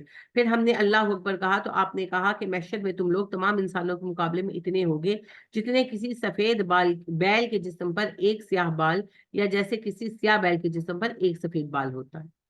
यानी कि पूरी इंसानियत जिसमें याजूज माजूज सब शामिल है, उनमें तो हमारी तादाद जाहिर है बहुत कम है, लेकिन अहले जन्नत में जो मुसलमान उम्मत है वो 1/3 के या हाफ के बराबर होगी। और जो अल्लाह का ये वादा है कि 1000 में से 999 जहन्नमी होंगे, ये याजूज माजूज की मत में है, वो जहन्नुम में जाएंगे। तो कितनी तादाद बनेगी जी? उम्मत मोहम्मदिया के एक आदमी के मुकाबले में याजूज माजूज की तादाद 999 बनेगी ना। तो फिर खुद देख लें कितनी तादाद होगी। हाँ, इतनी बड़ी तादाद उनकी निकलनी। याजूज माजूज की शक्ल और सूरत कैसी होगी?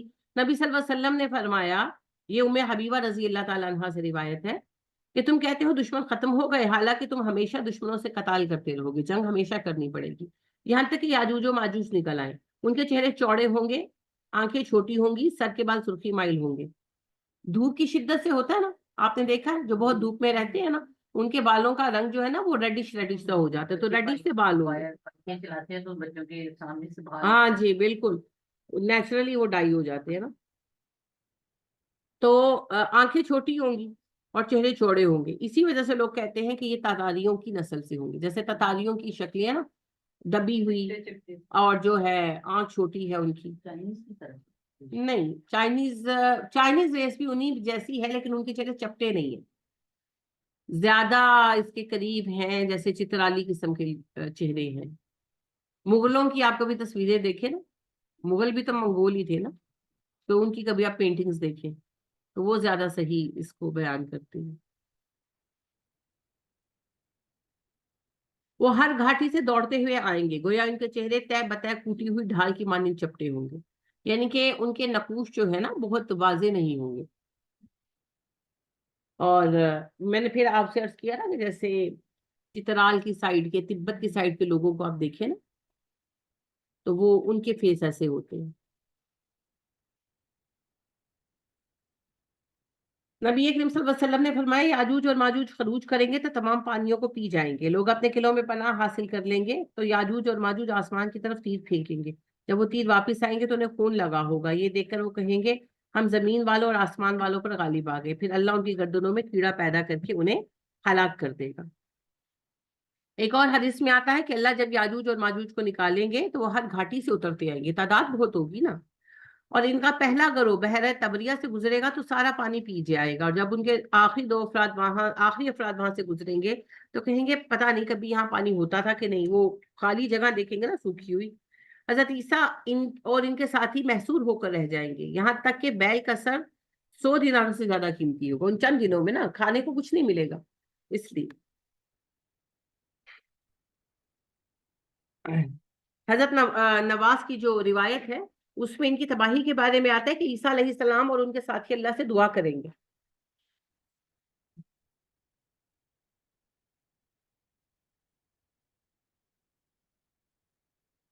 तो याजूज और माजूज उन पर अजाब भेज देगा। अल्लाह ताला याजूज और माजूज पर अजाब भेज देगा। बीच में वो मेरी तवज्जो हट गई, सॉरी। ईसा अलैहिस्सलाम और उनके साथी अल्लाह से दुआ करेंगे तो अल्लाह ताला याजूज और माजूज पर अजाब उतारेगा। वो अजाब ऐसा होगा कि उनकी गर्दनों में कीड़े पैदा हो जाएंगे, यानी कि वो कोई दाना वगैरह बनेगा जिसमें कीड़े पैदा होंगे, जिस वजह से सुबह तक सबके सब मर जाएंगे। इस तरह जैसे एक आदमी मरता है, इनके सब बेक वक्त मर जाएंगे। फिर अल्लाह के नबी ईसा अलैहिस्सलाम और उनके साथी जमीन पर उतरेंगे तो जमीन पर एक बालिश भर जगह भी उनकी सड़ांड और गंदगी से पाक ना होगी। लाशें इतनी होंगी ना, सड़ जाएंगी सारी। ईसा अलैहिस्सलाम और उनके साथी अल्लाह से दुआ करेंगे तो अल्लाह बड़े बड़े ऊंटों की गर्दनों के बराबर परिंदों को भेजेंगे, जो याजूज और माजूज की लाशों को उठाकर ले जाएंगे और जहां अल्लाह का हुक्म होगा वहां फेंक आएंगे। फिर अल्लाह ताला बारिश बरसाएंगे जो हर मिट्टी और बाल वाले घर में पहुंचेगी, यानी कि हर घर में बारिश होगी, और उसके जरिए अल्लाह ताला जमीन को इस तरह साफ करेंगे जैसे कोई हौज या बाग हो। फिर जमीन को हुक्म दिया जाएगा कि फल उगा, बरकतें निकाल। इस तरह एक अनार पूरी जमात खा सकेगी और उसके छिलके से वो साया हासिल करेगी, यानी इतना बड़ा हो जाएगा साइज में ना। अपनी बरकत अच्छा उसके छिलके से साया हासिल करेंगे। एक गाबन ऊँटनी का दूध कई जमातों के लिए काफी होगा, यानी कि ऊँटनी जब दूध देगी तो वो कई जमातों को काफी होगा। एक हामिला गाय का दूध एक कबीले को किफायत करेगा, और एक बकरी का दूध एक खानदान के लिए काफी होगा। लोग इस हाल में होंगे कि अचानक अल्लाह एक हवा चलाएंगे जो उनकी बगलों के नीचे से गुजरेगी, हर मुसलमान को वो फोत कर देगी। फिर सिर्फ बदतरीन लोग हुए जमीन पर रह जाएंगे, जो गधों की मानिंद एक दूसरे से झगड़ेंगे, और उन्हीं लोगों पर कयामत कायम होगी।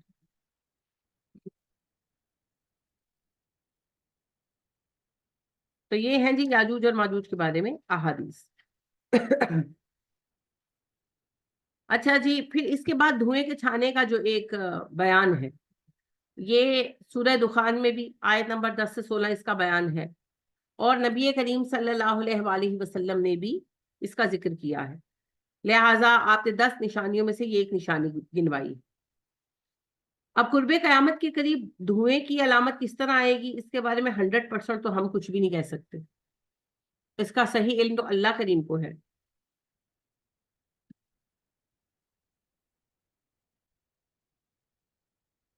हम्म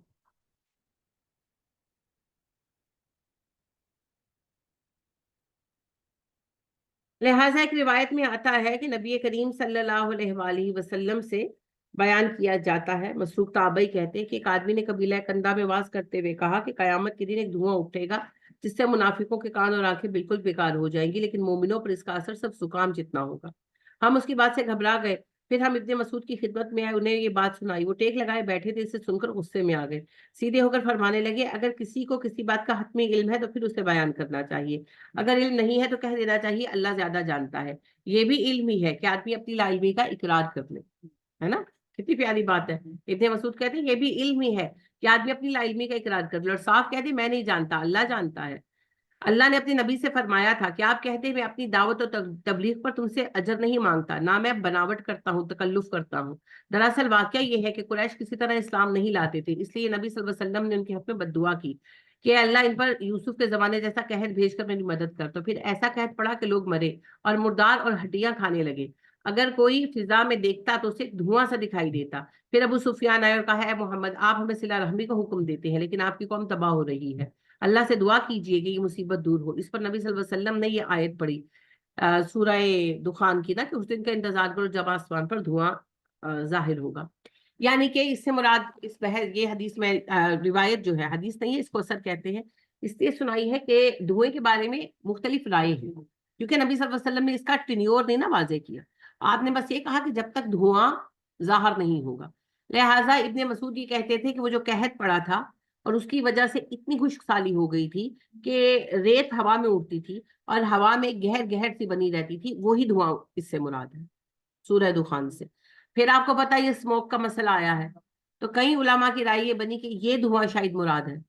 और जब उलमा की कसीर जमात है जो ये कहती है कि आखिर टाइम में कोई धुआं जाहिर हो। तो इस बारे में खत्मी तौर पर कुछ भी कहना हमारे लिए मुमकिन नहीं, ठीक है, क्योंकि नबी करीम सल्लल्लाहु अलैहि वसल्लम ने इसकी कोई हतमी बात हमें नहीं कही, बस इतना कहा धुआं जाहिर होगा। तो ये भी हो सकता है कि धुआं एक बार जाहिर हो, और ये भी है कि सारी ही निशानियां हो इसकी। आखिरी निशानियों में से नहीं, ये आखिरी निशानियों में से नहीं है, मैंने आपसे पहले ही कहा था धुआं और दरियाए फरात से सोने का पहाड़ निकलना। इसके बारे में हम यकीनी तौर पर नहीं कह सकते कि कब जाहिर होंगी। आया ये जो स्मोक स्मोक है, मैं खुद ये समझती हूँ, मेरी अपनी ये एक ख्याल है कि स्मोक ये निशानियों में से एक निशानी है। क्योंकि ये माहौल का बिगाड़ ही फिर आखिर का इस टेक्नोलॉजी के खात्मे का बाइस बनेगा।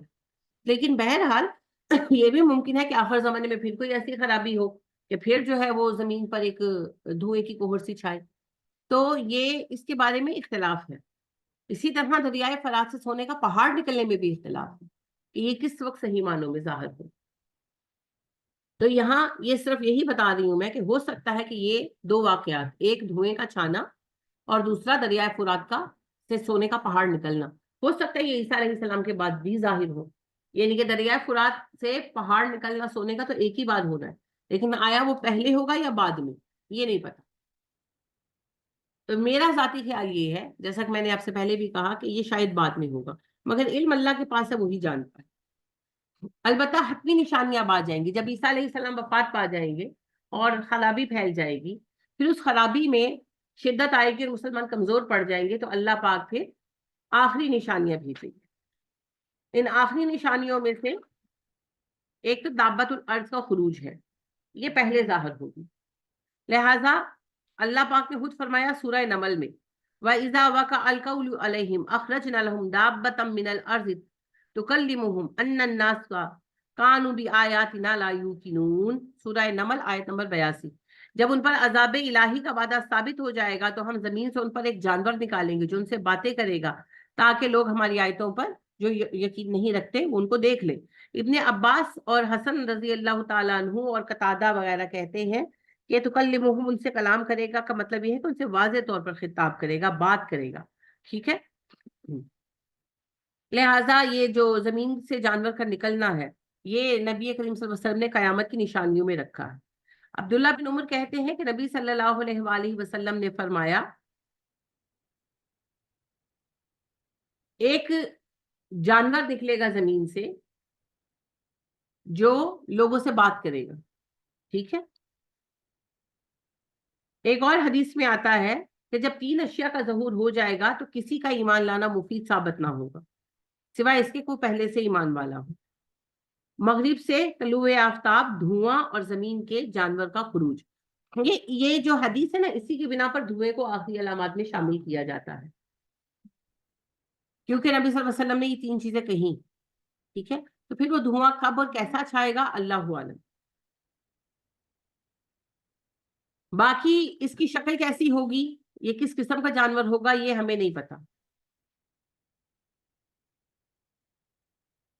तो नबी करीम सल्लल्लाहु अलैहि वसल्लम ने दाब्बतुल अर्ज़ की हमें ज्यादा तफसील नहीं बताई। अलबत्ता आप सल्लल्लाहु अलैहि वसल्लम ने बताया कि ये एक जानवर होगा जो पूरी जमीन का चक्कर लगाएगा। और आप सल्लल्लाहु अलैहि वसल्लम ने फरमाया कि ये हदीस में थोड़ा सा ज़ोफ है, मगर बहरहाल ये हदीस है कि आप सल्लल्लाहु अलैहि वसल्लम ने फरमाया कि इसके पास अंगूठी होगी जिससे ये लोगों के माथों पर मोहर लगाएगा और मोमिनों के चेहरे चमक उठेंगे और काफिरों के तारीख पड़ जाएंगे, और ये इंसानों से बात करेगा।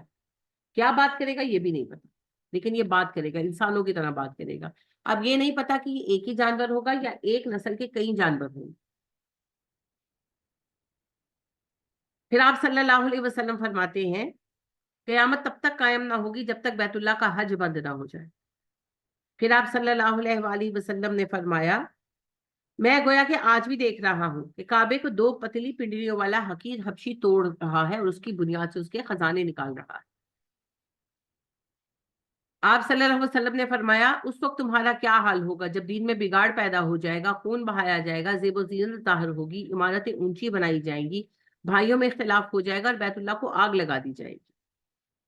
फिर आप सल्लल्लाहु अलैहि वसल्लम ने फरमाया, तुम मदीना मुनव्वरा को खैर और भलाई पर छोड़ जाओगे। फिर कयामत के करीब वहां वहशी जानवर और दरिंदे बसने लगेंगे, मदीना उजड़ जाएगा ना, मुसलमान खत्म हो जाएंगे ना, इसमें इतने गम की बात नहीं है, ये सब मुसलमानों के खात्मे के बाद होगा। कबीला मुजैना के 2 चरवाहे मदीना मुनव्वरा अपनी बकरियां लेने आएंगे तो वहां बकरियां नहीं सिर्फ वहशी जानवर पाएंगे, यानी कि बकरियों को जानवर खा जाएंगे ना। और फिर वो सनियतुल विदा की घाटियों में पहुंचेंगे तो वहशत की यानी सबब से, कयामत के आगाज की वहशत के सबब से मुंह के बल गिर पड़ेंगे। मतलब क्या है बात का, अब इन चीजों में वही टाइमिंग है ना जो मैंने आपको कहा ना, नबी सल्लल्लाहु अलैहि वसल्लम ने जब वाकयात बयान की आसार है उनमें आगे पीछे होने को बयान नहीं किया, मगर गौर करें तो समझ आता है कि जब सारे मुसलमान हवा के चलने से मर जाएंगे, पीछे सिर्फ कुफार रह जाएंगे, काबा तोड़ दिया जाएगा, कोई मुसलमान ही नहीं रहेगा, तो काबे की किसी को क्या अहमियत रह जाएगी। अल्लाह पाक रियाजुल जन्ना को उठा लेंगे, क्योंकि ये तो नबी सल्लल्लाहु अलैहि वसल्लम फरमा चुके हैं, रियाजुल जन्ना उठा लिया जाएगा आसमान पर। और उसके बाद जो है मदीना, मुसलमान नहीं रहेंगे तो मदीना से किसी को क्या लगाव रह जाएगा, तो लिहाजा मदीना भी उजड़ जाएगा, मक्का भी उजड़ जाएगा, उनकी जो है अहमियत खत्म हो जाएगी। और वहां जब उजाड़ हो जाएंगे, बयाबान हो जाएंगे, तो वहां पर जानवर बसेंगे। तो उसके बाद फिर सूरज का मगरिब से निकले, उसके बाद बाकी और कुछ नहीं।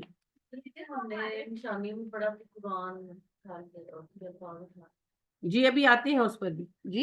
ये हमारे होटल के लिए होगा सूरज जो इन नहीं, ये हमारे होते हुए नहीं होगा, हमारे होते हुए कयामत की हतमी निशानियां नहीं आएंगी। اور نبی کریم صلی اللہ علیہ وسلم نے ارشاد فرمایا کہ قیامت کے آنے سے پہلے قرآن کے حروف اٹھا لیے جائیں گے، یہاں تک کہ جو بندہ قرآن کھولے گا سادے صفحے پائے گا. تو یہ مسلمانوں کے پردے سے پہلے ہو جائے گا نا، کیونکہ قرآن تو مسلمان ہی کھولیں گے. یاد جو لوگوں کو ہے وہ رہ جائے گا، قرآن کے سب الفاظ اٹھا لیے جائیں گے، صحیفہ اٹھا لیا جائے گا، کیونکہ پھر مسلمان نہیں رہیں گے تو کسی کو قرآن کی ضرورت نہیں رہے گی. تو قرآن کی بے حرمتی کو اللہ ممکن نہیں ہونے دیں گے. لہٰذا قرآن کے الفاظ اٹھا لیے جائیں گے اور لوگ حیران و پریشان ہوں گے کہ میرا قرآن کیوں سادہ ہے، میرا قرآن کیوں سادہ ہے. اس کے فوراً بعد ہی یہ دابت الارض کا ہے اور پھر ہوا کا چلنا ہے. اس میں بہرحال تھوڑا اختلاف ہے، بعض کہتے ہیں دابت الارض پہلے آئے گا، بعض کہتے ہیں بعد میں آئے گا. اس اختلاف کی وجہ وہ ضعیف روایت ہے نا. اگر اس روایت کو صحیح مانا جائے کہ وہ ہر انسان سے خطاب کرے گا اور مہر لگائے گا اور مومنوں کا چہرہ کھل اٹھے گا اور کافروں کا تاریک ہو جائے گا، اگر یہ روایت صحیح ہے تو ایسی صورت میں پھر وہ پہلے آئے گا. لیکن چونکہ روایت ضعیف ہے تو اگر غلط ہے، دونوں چیزوں کے امکانات ہیں نا، کہ صحیح ضعیف کا مطلب بھی وہ ہوتا ہے کہ یا صحیح ہے یا غلط ہے، شبہ ہے. تو اگر وہ غلط ہے تو پھر بعد میں آئے گا دابت الارض. اللہ عالم ترتیب کی جو واقعات کی جو ترتیب ہے زمان کے اعتبار سے، اس میں تھوڑا اختلاف تو ہے، کیونکہ نبی صلی اللہ علیہ وسلم نے ترتیب میں واقعات نہیں بتائے. آپ تو ویسے ہی بتاتے تھے، یہ تو علماء نے غور و فکر کر کے ایک ترتیب دی ہے. ان میں چینج ہو سکتا ہے، کہیں بھی کوئی چینج ہو سکتا ہے. تو آپ صلی اللہ علیہ وآلہ وسلم کے بیان کے مطابق، آپ کے ارشادات کے مطابق، اس کی روشنی میں دابت الارض نکلے گا اور بات کرے گا، اور پھر اس کے بعد ہوا چلنے کا واقعہ پیش آئے گا، خوشبودار ہوا چلے گی اور اس سے مومن مر جائیں گے. تو اس سے پہلے ہی قرآن کے الفاظ اٹھائے جا چکے، ٹھیک ہے. پھر مسلمان سارے مر جائیں گے. کعبے کو نہیں اٹھایا جائے گا، اس کی ضرورت نہیں ہے، کیونکہ کعبہ آلریڈی ریپلیکا ہے. اصل کعبہ تو چوتھے آسمان تو بیت المعمور موجود ہے. ریاض الجنہ اٹھا لیا جائے گا، کمپلیکس نہیں اٹھایا جائے گا مسجد نبوی کا، وہ ٹوٹ پھوٹ جائے گا، وہ اس سے کوئی فرق نہیں پڑتا نا. صرف ریاض الجنہ جو نبی اکرم صلی اللہ علیہ وسلم کی قبر سے لے کر آپ صلی اللہ علیہ وسلم کی ممبر تک کی جگہ ہے، جو اصل مسجد نبوی ہے، اس کو آسمان پر اٹھا لیا جائے انشاءاللہ. اور جو ہے پھر اس کے بعد یہ شہر ویران ہو جائیں گے. جب مسلمان ہی نہیں رہیں گے تو کسی کو وہاں سے کیا لینا دینا. تو لہٰذا یہ شہر ویران ہو جائیں گے. خاص طور پر مدینہ کا خصوصیت سے آپ نے کہا، کیونکہ آپ کی وجہ سے آباد ہوا نا، تو وہ پھر بالکل ویران ہو جائے گا. قریش بھی ختم ہو جائے گا. نبی صلی اللہ علیہ وسلم نے یہ بھی کہا کہ قیامت کی نشانیوں میں سے قبیلہ قریش ختم ہو جائے گا. اور کوئی عورت گزرے گی کہے گی یہ جوتی فلاں قریشی کی تھی، کہ قریش مر جائیں گے نا، ختم ہو جائیں گے، تو وہ ان کی کوئی یادگار رہ جائے گی. تو لوگ بطور آثار کریمہ دیکھیں گے کہ یہ ایک قبیلہ قریش ہوتا تھا، یہ ان کی استعمال کی چیزیں ہیں. تو قریش بھی ختم ہو جائیں گے، مسلمان بھی ختم ہو جائیں گے، باقی صرف کفار رہ جائیں گے، مشرک رہ جائیں گے. تو پھر قیامت آئے گی، ٹھیک ہے. اس کے بعد قیامت میں کوئی زیادہ ٹائم نہیں لگے گا. پھر سورج مغرب سے طلوع ہوگا. تو مغرب سے طلوع ہونے کا جو ہے بیان سورہ انعام میں آیت نمبر 158 میں ہے کہ اللہ فرماتے ہیں کس بات کا انتظار کر رہے ہیں، سورج کے مغرب سے نکلنے کا. باقی آپ کو پتا ہے نبی صلی اللہ علیہ وسلم کی کئی احادیث ہے جس میں آپ نے فرمایا قیامت تب تک قائم نہ ہوگی جب تک سورج مغرب سے نکلتا ہوا نہ دیکھو. لہٰذا عبداللہ بن عمر کہتے ہیں کہ نبی صلی اللہ علیہ وسلم نے فرمایا قیامت کے آ جانے کی، یعنی اینڈ آف ٹائم کی سب سے پہلی نشانی یہ ہوگی کہ سورج مغرب سے طلوع ہوگا. ٹھیک ہے. اب یہ صحیح حدیث ہے. اور پھر اس میں آتا ہے چاش کے وقت زمین سے ایک جانور نکلے گا، اور ان میں سے پہلی نشانی کے فوراً بعد دوسری نمودار ہو جائے گی. اسی بنا پر ترتیب میں فرق ہے. میں نے آپ سے کہا نا، اس حدیث کے اگر صحیح مانا جائے، ویسے وہ ضعیف ہے، لیکن اگر صحیح مانا جائے تو دابت الارض کا ظہور پہلے ہوگا اور سورج بعد میں مغرب سے طلوع ہوگا. اور یہ حدیث صحیح ہے. اس میں کہا گیا کہ پہلے سورج مغرب سے طلوع ہوگا، چاش کے وقت مغرب جو ہے جانور نکلے گا. اسی بنا پر صرف اس بات میں اختلاف ہے کہ ترتیب کیا ہوگی واقعات کی. ہونے کی 3 واقعات آگے پیچھے ہیں. کون سے 3 واقعات؟ دابت الارض کا نکلنا، ہوا کا چلنا اور سورج کا مغرب سے نکلنا. دھواں تو وہ تو بیچ میں کہیں بھی سیٹ ہوگا نا. یہ 3 اہم واقعات ہیں جن کی بحث ہے، کیونکہ بالکل اینڈ آف ٹائم کے واقعات ہیں، بالکل اینڈ آف ٹائم کے. کہ اینڈ آف ٹائم میں یوں ہوگا کہ یا تو پہلے دابت الارض نکلے گا، پھر ہوا چلے گی اور مسلمان مر جائیں گے، اور پھر یہ جو 1-2 چھوٹے موٹے واقعات ہیں، کعبے کا توڑ دیا جانا وغیرہ، یعنی چند دن کے گیپ کے ساتھ سورج مغرب سے نکل آئے. یا پھر ایسا ہوگا کہ پہلے ہوا چلے گی اور مسلمان مر جائیں گے سارے، اس کے بعد یہ کعبہ وغیرہ ٹوٹے گا، سب کچھ ہوگا، اور پھر سورج نکلے گا اور دابت الارض نکلے گا، اور اس کے بعد اینڈ آف ٹائم۔ تو یہ دونوں میں سے کوئی ایک ترتیب ہوگی۔ جو دھواں ہے نا، دھواں یا تو اس سے مراد جو ہے یہ والی علامتیں ہیں، اور جو آخر والی علامت ہے جہاں تک میں سمجھ پاتی ہوں وہ یہ ہے کہ جب کائنات میں اینڈ آف ٹائم شروع ہوگا تو آگے ہی لگیں گی نا، تو کیسا دھواں ہوگا؟ تو وہ ایک ایسا دھواں پیدا ہوگا جو کوئی سہ نہیں پائے گا، ہے نا، جل رہی ہوگی بالکل۔ وہ جب اینڈ آف ٹائم میں سب کچھ تباہ ہونا شروع ہوگا تو دھواں آئے گا بہت بڑا۔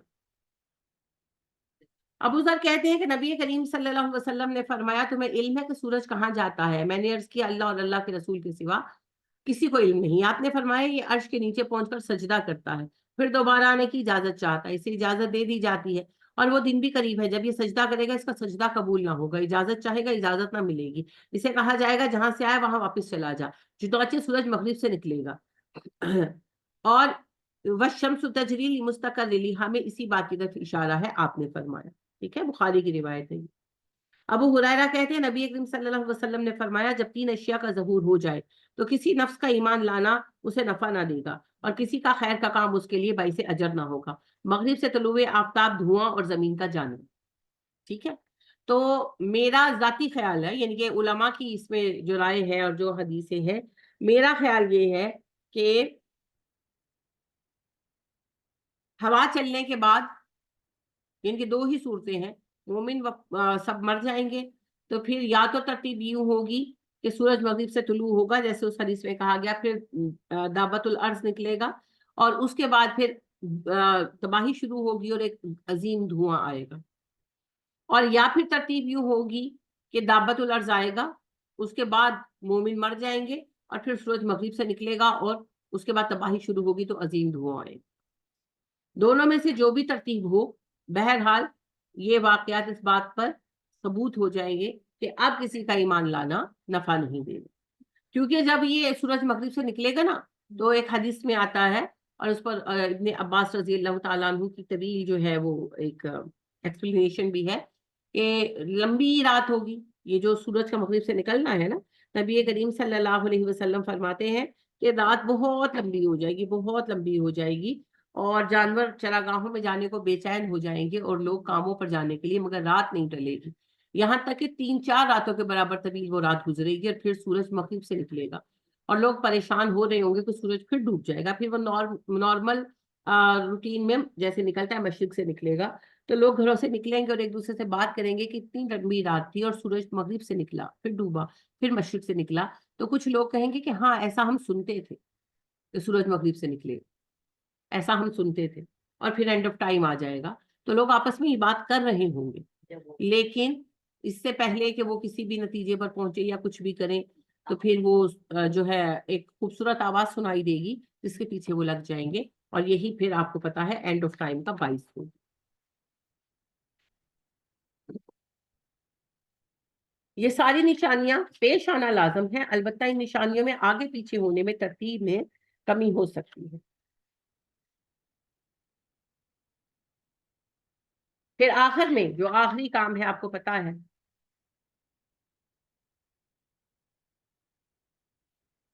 کہ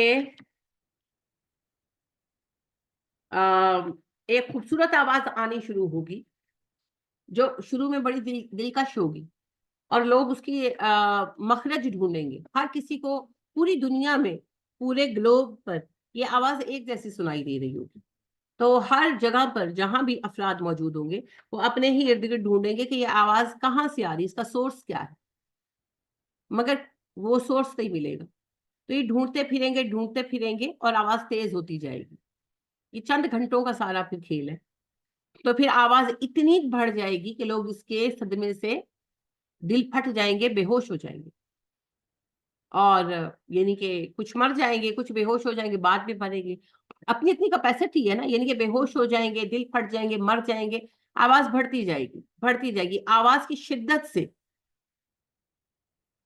جو گلوب ہے یہ اپنا توازن کھو دے گا، اور پھر سارے ستارے سیارے. آپ کو پتا ہے آواز میں بڑی پاور ہوتی ہے, بہت پاور ہوتی ہے. لہٰذا اگر آپ آواز کو ایک خاص حد سے اس کی ویلوسٹی بڑھا دیں تو اس سے اتنا زیادہ جو ہے ارتعاش پیدا ہوتا ہے اس کی لہروں سے کہ چیزیں گرنی شروع ہو جاتی ہیں. تو وہ اس قدر شدت اختیار کر لے گی آواز کہ اس کی وجہ سے ستارے سیارے آپس میں ٹکرا جائیں گے. اور یہ نظام اتنا مربوط ہے کہ ایک چیز اپنی جگہ چھوڑے گی تو پھر پیچھے سب کچھ ہی چھوڑے گا. تو ہر چیز اپنی جگہ چھوڑ دے گی, پوری یونیورس کولیپس ہو جائے گی, سب کچھ برباد ہو جائے گا, کچھ بھی باقی نہیں بچے گا. اور اس وقت جب یہ چیزیں ٹکرائیں گی, سب سے پہلے ہم اپنے سولر سسٹم کی بات کرتے ہیں نا کہ سولر سسٹم کے ساتھ جب آ کر چاند سورج ٹکرائیں گے تو آگ لگے گی. اس آگ کے نتیجے میں وہ عظیم الشان دھواں پیدا ہوگا. یہ میرا خیال. باقی اللہ عالم. تو پھر ہر طرف یہ پوری یونیورس جل کر راکھ ہو جائے گی, پوری یونیورس, اور سب کچھ ختم ہو جائے گا, سب کچھ. یہ اینڈ آف ٹائم ہے. اینڈ آف ٹائم کے بعد کا مرحلہ ہے حشر. ٹھیک ہے. آخرت عقائد کا ایک مجموعہ ہے جس کا ہم نے پہلا حصہ پڑھا ہے, اور وہ ہے اینڈ آف ٹائم, قیامت, اینڈ آف ٹائم. تو ٹائم اینڈ ہو جائے گا. ٹائم کیا ہے؟ ٹائم ستاروں سیاروں کی گردش کے ساتھ دن اور رات کا چکر ہے. یہ ختم ہو جائے گا. جب ستارے سیارے نہیں رہیں گے تو دن رات کہاں سے آنے ہیں بھیا؟ سب ختم, سب ختم.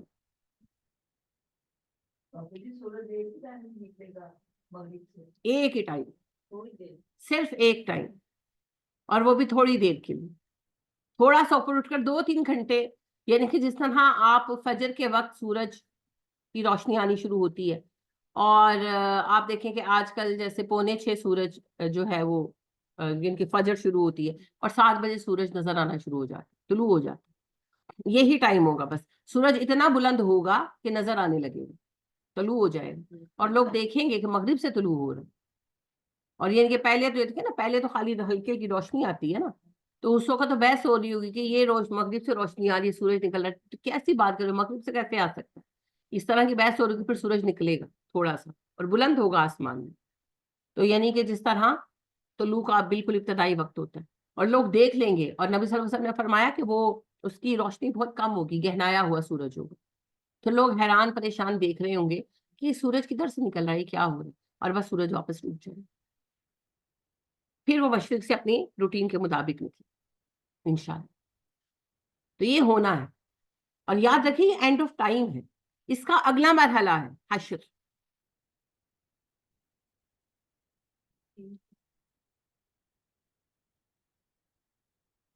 جی میں انشاءاللہ بھی بعد میں کر دیتی ہوں. جی آپ بتائیے. بہن نے سوال کیا ہے کہ دعا شیئر کر دیں, تو دعا ابھی بعد میں گروپ میں شیئر کر دیتے. جی یہ میں نے کہیں پڑھا تھا کہ جب تک ممبروں پہ دجال کا ذکر ہوتا رہے گا تب تک یہ نہیں نکلے گا. یہ تب نکلے گا جب ذکر باطل ہو جائے گا. یعنی یہ بھی ایک علامت ہے. یعنی علماء کسی نے اپنے طور پر کہا نہیں, علماء دجال کے آنے پر تو ختم نہیں ہوں گے. ذکر ہی ختم ہو جائے گا. کیسے ختم ہوگا؟ امام مہدی موجود ہوں گے, وہ علماء حق موجود ہوں گے جو انہیں چنیں گے, ان کے ساتھ مل کر جنگ کریں گے, تو پھر کیسے ختم ہوگا نا. اور ابھی تو عیسیٰ جیسے عالم نے آنا ہے, تو لہذا پتہ نہیں جس نے کہا کس بنا پر کہا, مس انڈرسٹینڈنگ ہے ان کی. یہ آپ نے کہا کہ دجال کا ذکر ہر نبی نے کیا ہے, یہ یہودی نہیں. میرا اسی سے یہ اندازہ ہے, کیونکہ نبی صلی اللہ علیہ وسلم کی متواتر احادیث ہے کہ آدم علیہ السلام سے آج تک جتنے نبی آئے سب نے اپنی امتوں کو دجال سے ڈرایا, اور دجال کسی پر نہیں آیا. میں آخری نبی ہوں, تم آخری امت ہو, تو لا محالہ تمہارا ہی سامنا دجال سے ہوگا. یہ حدیث متواتر ہے. آپ نے کہا کہ پیدا یہودیوں میں ہوتا ہے, نہیں یہودیوں میں نہیں, یہودیوں میں نہیں. میں نے کہا کہ لوگ, بعض علماء نے یہ سوچا اور کہا, اندازہ لگایا کہ یہ یہودی مرد ہے, یعنی کہ یہ قول جو ہے مختلف کتابوں میں لکھا ہوا ملتا ہے, لیکن میں اس کو درست نہیں سمجھتی. نبی صلی اللہ علیہ وسلم نے نہیں کہا, لوگوں نے اپنے طور پر ایسٹیمیٹ کیا. یہ کویسچن مختلف لوگوں سے ظاہر کیا گیا علماء سے کہ دجال کی کوئی ڈیٹیلز, تو لوگوں نے اپنے طور پر ایسٹیمیٹ کیا. لیکن میں یہ سمجھتی ہوں کہ یہ یہودی نہیں ہے, کیونکہ یہودی تو آج سے دیکھیں نا 45,000 ایئرس پہلے آیا نا, کہ یعنی کہ 4500 سال پہلے, یہود کو اور ہمارا زمانہ ملا لے. یہودی قوم جو ہے اس کا تو آغاز یعقوب علیہ السلام سے ہو رہا ہے، لیکن یعقوب علیہ السلام کے بعد تو ہارڈلی 4000 نبی بنتے ہیں، ہارڈلی، اور نبی تو 1,24,000 سے بھی زائد ہیں شاید. تو نبی صلی اللہ علیہ وسلم نے بار بار کہا آدم سے مجھ تک ہر نبی نے اپنی امت کو اس فتنے سے آگاہ کیا، تو فتنہ موجود تھا تو آگاہ کیا نا. دوسری بات یہ ہے کہ اس کا ڈھیل ڈول بہت بڑا ہے. تو میرا ذاتی خیال یہ ہے کہ وہ آدم علیہ السلام کے بعد جو ابتدائی نسلیں تھیں، پہلی 2-4 جنریشنز، انہی میں سے کوئی ہے، اور اس کو اتنا علم دے کر اللہ نے ہماری آزمائش بنا کر اس کو قید کر دیا. وہ تب سے منتظر ہے اور آخر وقت میں آئے. بہت بڑا ہے. ہاں، نبی صلی اللہ علیہ وسلم نے کہا نا وہ سب سے بڑا فتنہ ہے اپنی جسامت اور اپنے قد و قامت کے اعتبار سے. غزوہ ہند ہوگا تو کالے جھنڈے والے کو لوگ آئیں گے مشرق کی طرف سے، تو کہتے ہیں کہ طالبان کا جھنڈا تھا.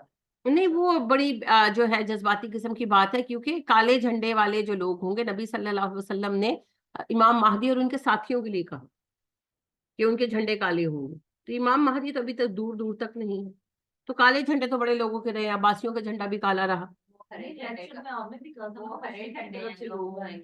نہیں، مشرق کی طرف سے لوگ نہیں آئیں گے. نبی صلی اللہ علیہ وسلم نے فرمایا کہ دجال مشرق کی طرف سے آئے گا اور اس کی مدد کرنے کے لیے اصفہان سے 70,000 یہودی آئیں گے. اور آپ صلی اللہ علیہ وسلم نے یہ کہا کہ امام مہدی کے ساتھ جو لشکر نکلیں گے وہ کالے جھنڈے لیے ہوئے نکلیں گے. ٹھیک ہے، تو امام مہدی جو ہوں گے ان کا فلیگ جو ہے وہ کالا ہوگا. تو کالا جھنڈا تاریخ میں کئی بار ویسے رہا ہے. کافی دفعہ کالے جھنڈے رہے ہیں. عباسیوں کا جھنڈا کالا تھا اور فاطمیوں کا جھنڈا بھی کالا تھا. عباسیوں کے جھنڈے پر پنجے کا نشان ہوتا تھا. وہ یہ علامت شیعوں والی نہیں تھی، وہ قوت کے لیے تھی. اللہ اکبر لکھا ہوتا تھا اور اس کے اوپر جو ہے نا وہ ایسے ہاتھ کا نشان ہوتا تھا.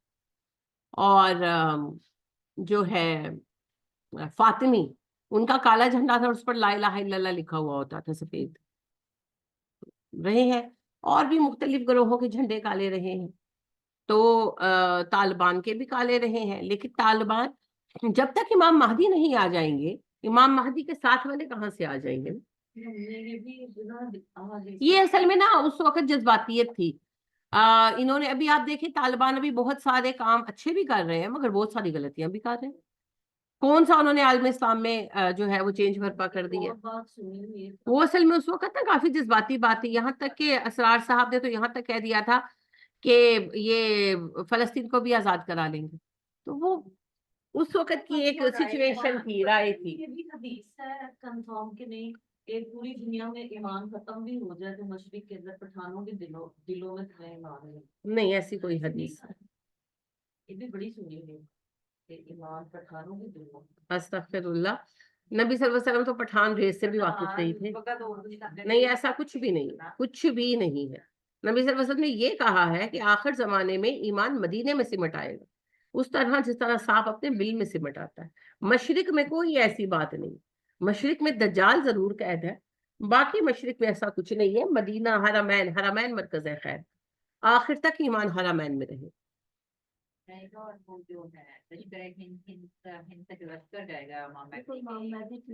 بھائی اس میں ہر طرح کے لوگ ہوں گے، وہ پٹھانوں کی اس میں کوئی خصوصیت نہیں ہے. وہ پورے جو لوگ ہندوستان کے ہیں، ہندوستان سے مراد سب کانٹیننٹ، سارے سب کانٹیننٹ میں سے جو مسلم ہیں ہر قوم کے اس میں شامل ہوں گے. ایمان سے تلے جائیں گے، جو ہے ریس سے نہیں. کسی ریس کو کسی ریس پر کوئی فوقیت نہیں، کسی ریس کو نہیں.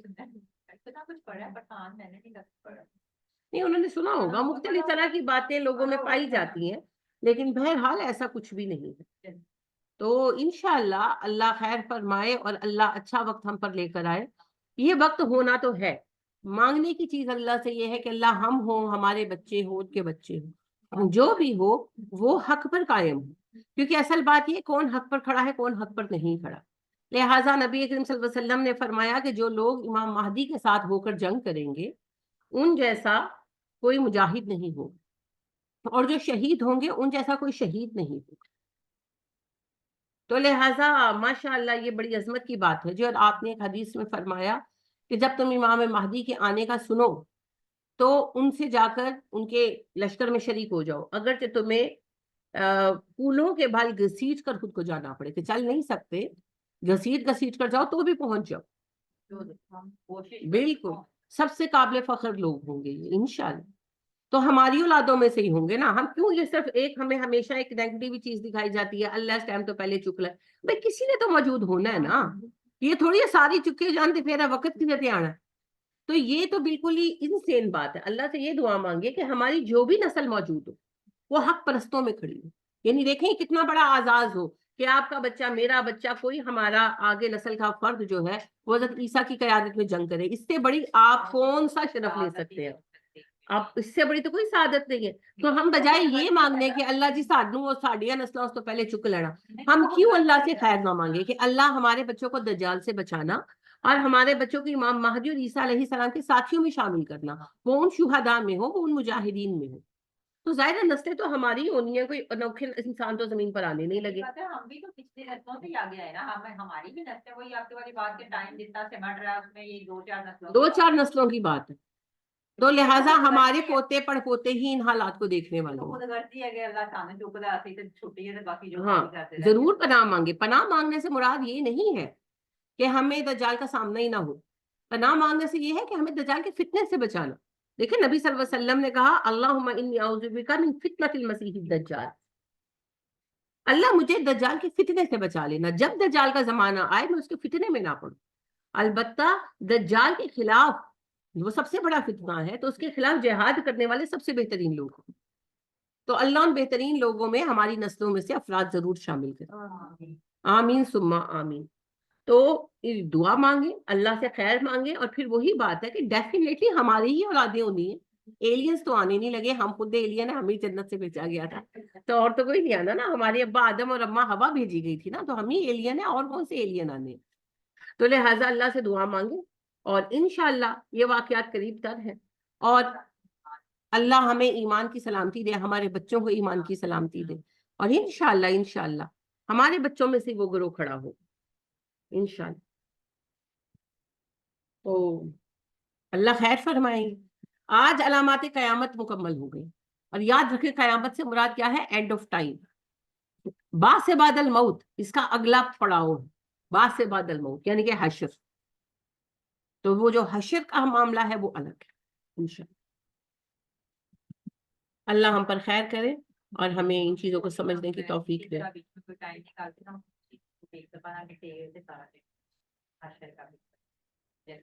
انشاءاللہ اللہ خیر کرے.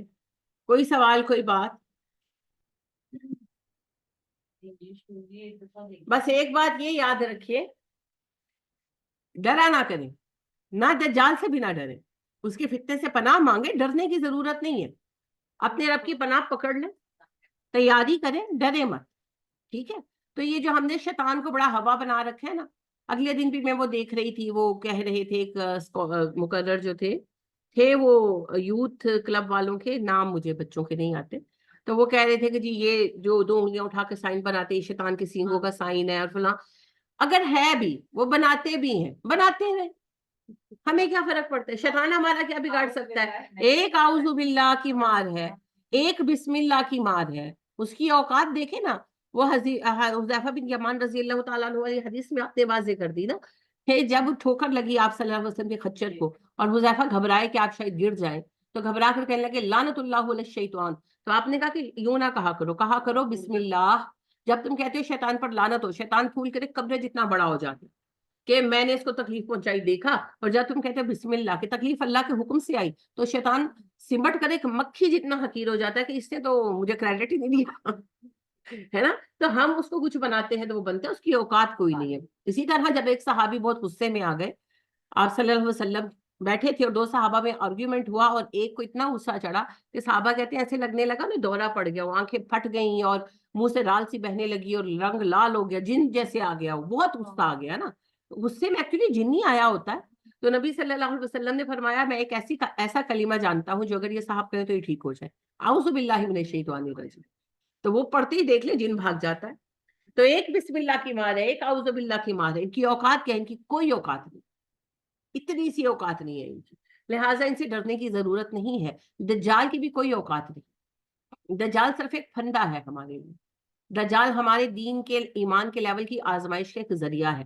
باقی دجال ہمارا کچھ بگاڑ سکتا ہے؟ دجال کچھ نہیں بگاڑ سکتا. دجال کے اختیار میں کچھ بھی نہیں ہے. لہٰذا آپ دیکھیں نا وہ جو نوجوان ہوگا، ماشاءاللہ ہم میں سے کسی کا بیٹا ہوگا نا، کسی مومن ماں کا ہی بیٹا ہوگا نا، اور اس کو دجال کہے گا مجھ پر ایمان لاؤ، کہے گا میں نہیں لاؤں گا، وہ اسے مار دے گا، آرے سے کاٹ کر دو کر دے گا، وہ اس پر بھی راضی ہو جائے گا، اور یعنی کہ وہ مرنا قبول کر لے گا، وہ ایمان نہیں چھوڑے گا. اتنا اس کا ایمان محکم ہوگا ماشاءاللہ. اور بار بار آپ نے فرمایا ایک نوجوان سے کیا مراد ہے؟ 18-20 سال کا لڑکا ہوگا، پھر وہ اس کو زندہ کر دے گا. آپ صلی اللہ علیہ وسلم نے کہا کہ وہ لوگوں کو کہے گا اسے زندہ کروں، اور وہ کہیں گے کہ ہاں، تو کہے گا کہ زندہ ہو جا میرے حکم سے. تو آپ فرماتے ہیں اللہ اسے زندہ بھی کر دے گا، اور باقاعدہ الفاظ ہیں اللہ اس نوجوان کو زندہ کر دے گا. اس کی کیا اوقات ہے دجال کی؟ تو وہ نوجوان زندہ ہوگا تو کہے گا آپ مجھ پر ایمان لاتا ہے؟ دجال کہے گا تو کہے گا اب تو بالکل ہی لاؤں گا، جتنا تیرے خلاف اب میں کلیئر ہوں پہلے کبھی نہیں تھا، تو پکا دجال. دیکھیں ایسا بھی تو ایمان ہوگا. آپ سوچیں اس لڑکے کی ایمان کا لیول کیا ہوگا ماشاءاللہ. تو وہ ہمارے ہی بچوں میں سے کوئی بچہ ہوگا نا، سارے مسلمان جو ہیں ہمیں میں سے کسی کی اولاد ہوگا نا، تو ایسا ایمان بھی تو ہوگا. تو اس ایمان کی بنیاد کیا ہے؟ بچوں کو ان معاملات سے اچھی طرح آگاہ کر دینا، اور بار بار تاکید کرنا، اور دوسری چیز ان کے پیچھے جتنی دعا کر سکتے ہیں کریں. یہ فکر نہ کرے کہ ہمارے بچوں کی نوکری ہوگی کہ نہیں ہوگی، میرے بیٹے کو بیٹا ملے گا کہ نہیں ملے گا، میرے بیٹے کی بیٹیاں ہی رہیں گی، میرے بیٹے کی بیوی اس کی بات مانے گی کہ نہیں مانے گی، میرے بیٹے کا اپنا گھر بنے گا کہ نہیں بنے گا. وہ دنیا ہے، جو نصیب میں ہے مل جائے گا. بس کولیکٹیو دعا کر دیا کرے کہ اللہ ہمارے بچوں کو دنیا میں بھی آسانی دے. اصل ان کے لیے یہ دعا مانگے کہ اللہ اس فتنے کے دور میں اور دجال کے فتنے کے وقت ہماری جو نسل موجود ہو اس کو استقامت دینا، اور فتنوں کے اس دور میں ہماری ہر نسل کو استقامت دینا، ان کو ایمان پر رکھنا، ان کو ایمان پر لے جانا، اور دجال کے وقت تک جو بھی ہماری نسل ہو انہیں خیر پر رکھنا، اور ہماری آخری نسل تک جو نسل چلے. آپ دیکھیں نا وہ مومن ہوں گے نا، جو مومن ہی مر جائیں گے، وہ نسلیں ہوں گی نا کہ اللہ ہوا چلائیں گے اور وہ مومن ہی مر جائیں گے. تو اللہ ہماری نسل کے آخری بندے تک کو ایمان پر وہ دینے والا ہے، وہ دے گا. یہ مانگنے کی چیزیں، باقی اس سے ڈرنے، اس معنی میں ڈرنے کی ضرورت نہیں. نبی اکرم صلی اللہ علیہ وسلم نے شیطان سے بھی آگاہ کیا، ڈرایا نہیں. دجال سے بھی آگاہ کیا، ڈرایا نہیں. لہٰذا ان سے ہوشیار رہنا ہے، ڈرنا نہیں. جی انگلش مووی دیکھی تھی 2012 2012. ہاں جی قیامت آ جائے گی. ہاں جی دیکھ کے نا مکمل عکاسی تو نہیں ہے لیکن بڑی دہشت ہے. پورے کے پورے شہر ایسے الٹ کے آ رہے ہیں اور وہ 3 کشتیاں بناتے ہیں بچنے کے لیے. اس میں بھی بڑا نا دیکھ کے آتے ہیں کہ واقعی ایسے ہی ہے. ہاں جی اس وقت کسی کی کوئی کشتی نہیں بنی، اتنا موقع ہی نہیں مل رہا.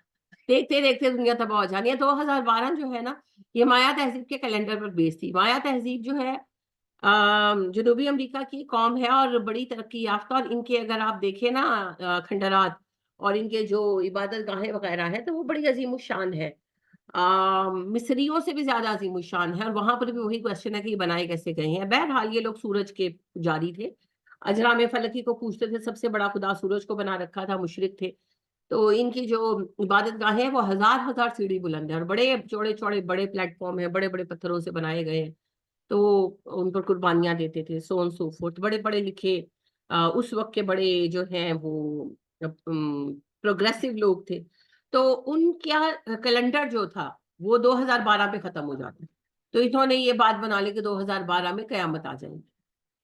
ہاں جی تو بس اس وجہ سے یہ ہیئر سے اتنا مشہور ہوا، اتنا مشہور ہوا کہ پھر 2012 فلم بھی آ گئی. تو بہرحال جی جب قیامت آئے گی تو وہ اس سے بہت بڑا واقعہ ہے، وہ اتنا بڑا واقعہ ہے، اتنا بڑا واقعہ ہے کہ اس کی عظمت کا احساس کرنا بھی ہمارے لیے پاسبل نہیں.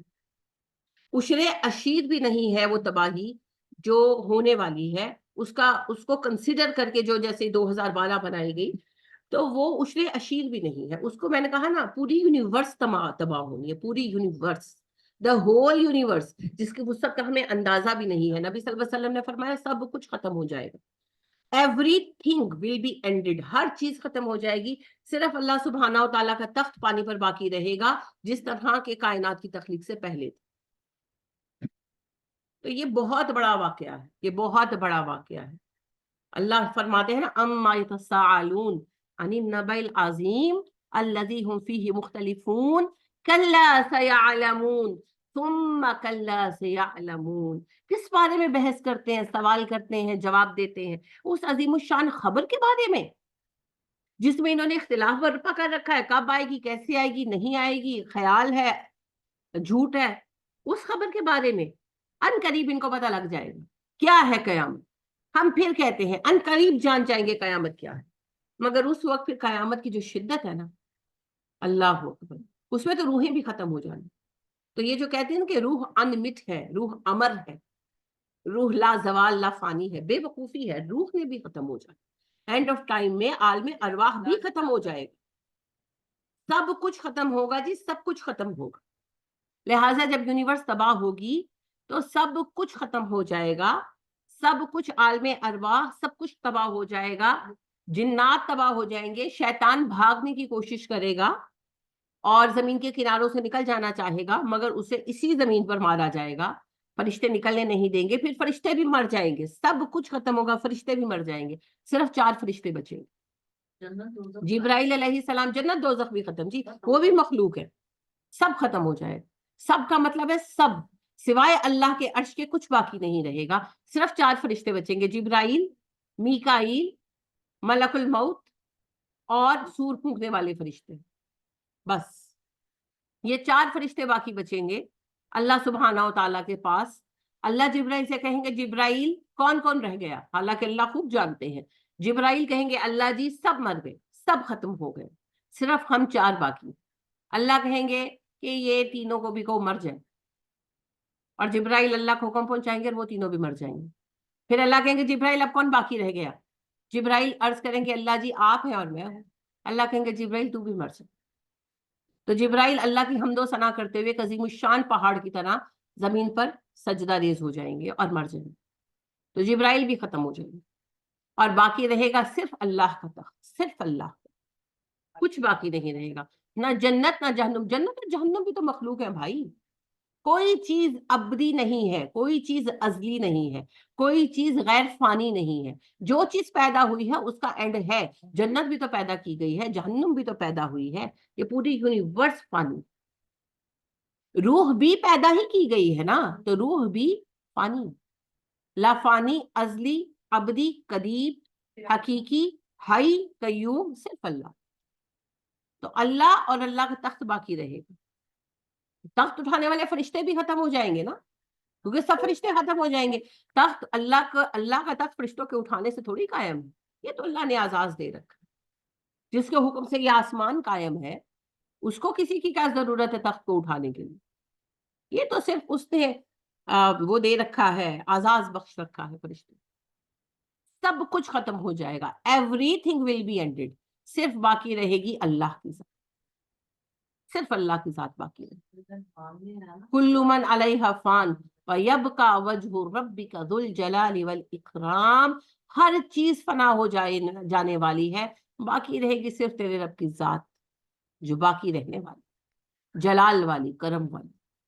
फिर जब अल्लाह चाहेंगे, फिर अल्लाह फरिश्ते को पैदा करेंगे और सूर जो है वो पैदा करेंगे और वो सूर को बजाएंगे और फिर यूनिवर्स रिक्रिएट होगा। तो खत्म होने का मुराद सबका खात्मा, जन्नत, दोजख, आलमे बरज़ख सब खत्म हो जाएगा, सब फरिश्ते भी मर जाएंगे, कुछ भी बाकी नहीं रहेगा। हाँ, रिक्रिएट करेंगे सब कुछ, अल्लाह रिक्रिएट करेंगे। ठीक है जी, और कोई सवाल? चलिए फिर आज की बात खत्म करते हैं, अल्लाह हमसे कबूल करे, आमीन। सुब्हानक अल्लाहुम्मा व बिहम्दिका व नशहदु अल्ला इलाहा इल्ला अंता व नस्तगफिरुका व नतूबु इलैक। अस्सलामु अलैकुम व रहमतुल्लाहि व बरकातुहू। जैसे कल आपने